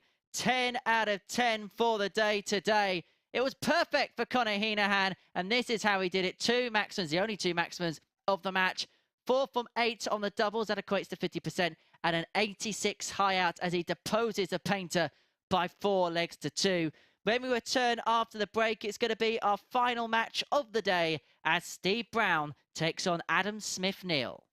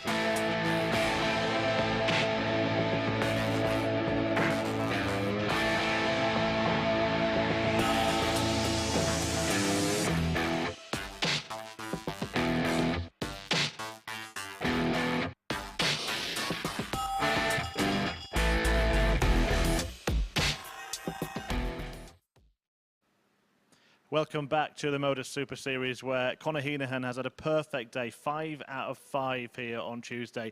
And I'm delighted to say I've got the man of the moment with me. That one against Kevin was a hard-fought win at the end there, wasn't it? Yeah, sure. Look, Kevin's the player that he is. He always brings his game and everything. I was lucky to get over the line in the end. I think it was the forward leg. I went back-to-back 180s and an 86 out. That's what really got me over the line, I think. So, look, it's good. We've got your stats up on the screen there, 91 average, 50% checkout success. Happy with that? Yeah, thank God the checkouts got to 50, because the rest of the day I think it was at 30 and 20, and I was still averaging 90 something. So imagine they actually were good, actually hitting doubles. I'd be actually up there, but look, here, it's great to get 5 out of 5 today, so I'm happy. And it's got a big impact on the league table as well. Maybe that match against Andy Hamilton earlier on was the key win for you. Yeah, look, me and Andy, I know we're going in tied there, and I see it now. It was a big win for me. I suppose I have a good leg difference as well, so hopefully tomorrow I'll just win all 5 again, and that's it. Like, I'd be happy to get through to Saturday then, but look, it's another day, and everyone can beat everyone in there. It's just about turning up on the day, really. Sounds simple, doesn't it? Just before we let you go, tell us what the MODUS Super Series and the Live League, as it was before, has done for your career, because you've become a real regular fixture, runner-up at the last Champions Week, runner-up at the Champion of Champions, and hopefully, you know, going to put yourself in the hat for the £20,000 at the Super Series. Yeah, look, Jesus, it's made a big difference to my career anyway, because I only started out, I won a qualifier online when I was back online during the COVID, and got obviously over here, and I did well and started doing well, and I got invited back every time, and you know, it's an honor actually to be here. Like, some people don't get the invite, and that's a big thing, but thank God I'm doing all right, and I feel like I'm doing okay. It's just hopefully win one of them soon. That's the main goal now at the minute, so we'll see what happens. Well, could not have done any better today. Conor Heneghan winning 5 out of 5, including his penultimate match against Kevin Painter. And all still to play for tomorrow with Andy Hamilton hot on his heels. The winner of this group, remember, goes straight through to finals night on Saturday. And you can be here as well. Tickets available from dartshop.tv. They are free, so head to that website to try and book them. One more match to come, though, here today. It is Steve Brown and Adam Smith Neale, and Paul Nicholson and Henry Deacon will talk you through it. Thank you very much, Chris. And I think we both agree in the fact that Conor spoke really, really well in that interview. We were listening along intently and both nodding at every single answer he gave. Ticked all the boxes when playing, ticked all the boxes in that interview there. Yeah, it's nice to hear from one of the players who's had a really good day. I think there's been a few posts on social media over the last 18 months about what this project has done for people's careers, but you have to say Conor Heneghan's it's got to be one of the finds of the last 18 months. Winning a qualifier online just to get into the fold. First leg, it's Steve to throw first. Game on. As far as these two are concerned, we now know that Steve Brown needs a win to get within 6 points of the top spot. Adam Smith Neale, his opponent, needs a win to get within 4. 60. Crucial game, but I don't want to pass this opportunity by without saying what a good job Chris Murphy's done holding the fort, presenting today. He's done a fantastic job. 120. Almost perfect job like that, but that's just come out the other side. Wow. Rejected. You're not coming in, mate. If your name's not down, you're not coming in. That was cruel. Yeah, Murph's a great professional, good friend of mine. Worked with him for many years. 45. He's done a great job, a lot of different facets of the game as a commentator, as a presenter. He's also worked very closely with a lot of the top pros in a press capacity. And he's a permanent fixture here at the Super Series. Great to have him here. 44. The only thing he can't do put it down on a postcard. I'll be intrigued to find out. He's not the best at playing. Even though he did win his family title recently. 81. First in 10 attempts. He'd been in 9 finals and he'd won the family open in the summer. So well done, Murph. You've won more than I have this year. 84. Is that going to be on his name strap tomorrow? Probably. Murphy family open winner. But these two players 99. would dearly love to nick that top spot away from either Hamilton or Heneghan tomorrow. In order to do so, a win here. 121. Adam, you require 120. It is going to be Smith Neale first to the finish in this opening leg. This is for a break of throw. He moves across to secure the treble 20. Game to shot secure the the first top, leg. to secure Adam the opening leg in Smith-Neale. 15. And you may remember in the first visit of the leg, he had a bounce out in the treble 20, which cost him a maximum. Well, he's responded in Second style. leg, it's That Adam time to he throw wanted the first. 120. He wanted that opening leg, the break of throw, and he's a quarter of the way there to keeping himself 60. an interested party at the top of the group. But just not letting it get to him. It was a frustrating thing to happen to him. But you can't do anything about it. You brush it off and you move on. Did a great 81. job there. 15 darts. It's all in the books now. We have to look forward to tomorrow. Not too much. We are paying attention to this game. 96. But the key games that will happen in the first 2 rounds tomorrow. Conor Heneghan will start the campaign tomorrow against Kevin Painter. 135. So he could extend the gap at the top before anybody else plays. That's a key thing. 180. Smith Neale, who's just hit himself a maximum, will take on Andy Hamilton in game 2. Steve Brown takes on Moreno Blom in game 3. And then Heneghan will take on Smith Neale in match 4. Hamilton will have Blom. So round 1 tomorrow from 9:30 is so inviting.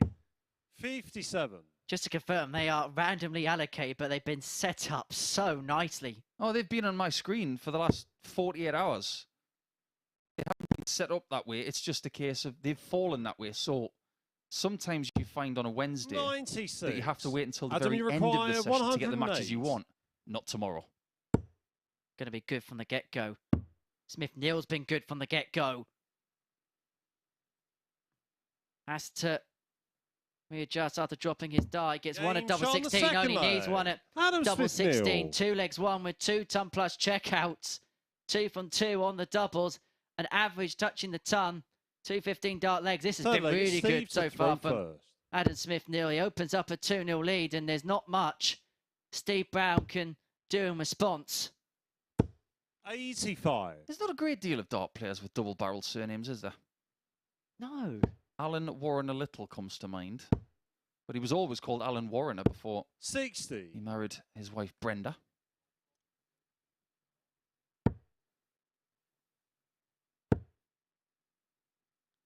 Cogs around my mind are trying to 45. whirl and find something. Admittedly, there's not many cogs in there, but what about a player that we saw a couple of weeks ago? And I was on commentary for Andreas Toft 135. Jorgensen from Denmark. Yeah, he's a good player. I like that.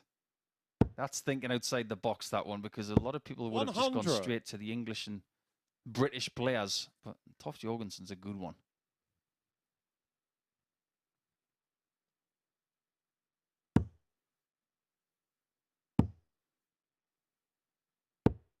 Now, 58. will Steve Brown go 19s first on 271? Because a lot of people would these days. And I'll tell you why. 85. Because 19, treble 20, and a 25 is 104, which leaves 167. You're trying to make sure that the very last dart that you have in hand 58. can leave you a finish. And on 271, most players will go downstairs. If you get the 171 downstairs, 130. you leave a 2-darter. It makes much more sense. These are the kind of finishes that are starting to be created by the elite players like the Vandenbergs, the Van Gerwens. 59. Steve, you Damon require Hetters. 56. But this is tops. 36. Doesn't find double 10 on this occasion. Adam, you And require Smith Neale's got an outside chance 131. of a 3-0 lead. And if he gets it at this juncture, it would have all been with ton plus finishes. But Steve Brown is 91. going to get that Steve, you opportunity require 20. to bring it back to Game shot on 2-1. the He third does leg. take Steve advantage of the Brown. opportunity. But this is the crucial leg now for the man from Bristol. It's Smith Neale with the darts leading 2-1. He can Fourth leg, open it's up a Adam to 2-leg throw gap. first. And crucially, if Adam Smith Neale is going to get through the group, you sense he's going to have to, as much as possible, 100. eat up that advantage Heneghan has in the legs difference department. Yeah, you're not kidding. There's 15 between them right now before this 120. is registered as a result. As for Brown's motivation, he's thinking about being above his housemate for the week. He could go back to the house, saying to Kevin, oh, well, you're in 5th, I'm in 4th. Good luck with that, Steve. 85. Interesting dinner tonight. Yeah, could taste a bit sour. Or particularly sweet if Steve wins this match. 60. There you see the checkout from this match. Smith Neale, as Henry mentioned, 2 legs taken with ton plus checkouts, hence 66. no misses. Adam, you require 161. You could do with no misses on the 161, but He's going to try and leave it handy here. Brown all the way back on 230, and he will do. Double 16 after 12. This is a really good performance from Adam Smith Neale, averaging 96.6. And he's yet to miss a double in this match. He has now. Game shot on the but it's only the one. And that's good enough to give him the leg and a 3-1 lead. Not for long. Does he miss? You mentioned Chris Murphy's ability to do different things within the sport of darts. He's given us another double-barreled surname, Denny Alderkalter. That's a really good one. I wouldn't have got that one. 60. So, hat tipped, Murph. Hat tipped.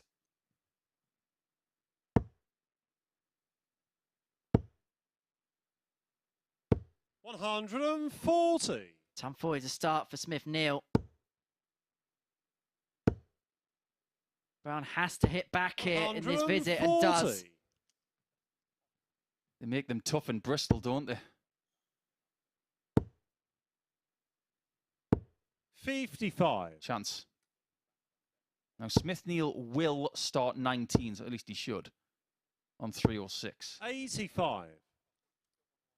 His opponent is a good 90 in front.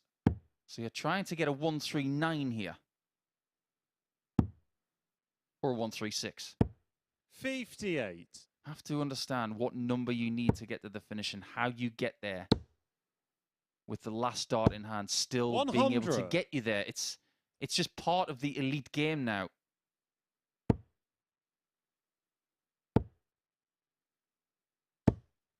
$140. Steve, you require 116. Save the match. Match not saved. 58. Adam, you require 108. He's already taken this shot in this match. Call it in, Henry. To put himself in contention tomorrow. The 108 won't go this time. But he's going to leave himself in double 4 if the 58 doesn't go for Steve Brown. One dart. A double 10. You can sense the importance of this moment. He steps back, recomposes, and pins the double. Brown. But this is the leg for Adam Smith Neale. He has the darts to close out a 4-2 victory, to close out our day, our Tuesday here in week 8 at the MODUS Super Series. 83.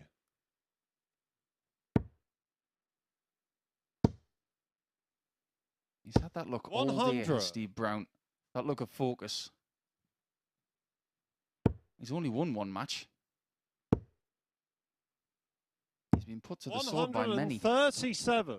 His only win coming in against the person who didn't get any wins at all today.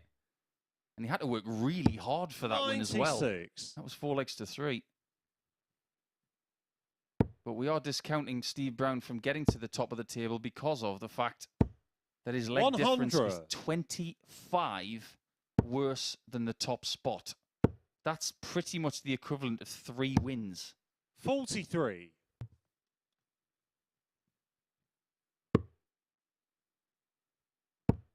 So Adam Smith Neale looks set on his way 65. To securing victory in the final game of the day. Steve Brown's going to have to reset tomorrow. The objective for him will be to get into the top 3. For Adam Smith Neale, he's still harbouring hopes of top spot. Double 18.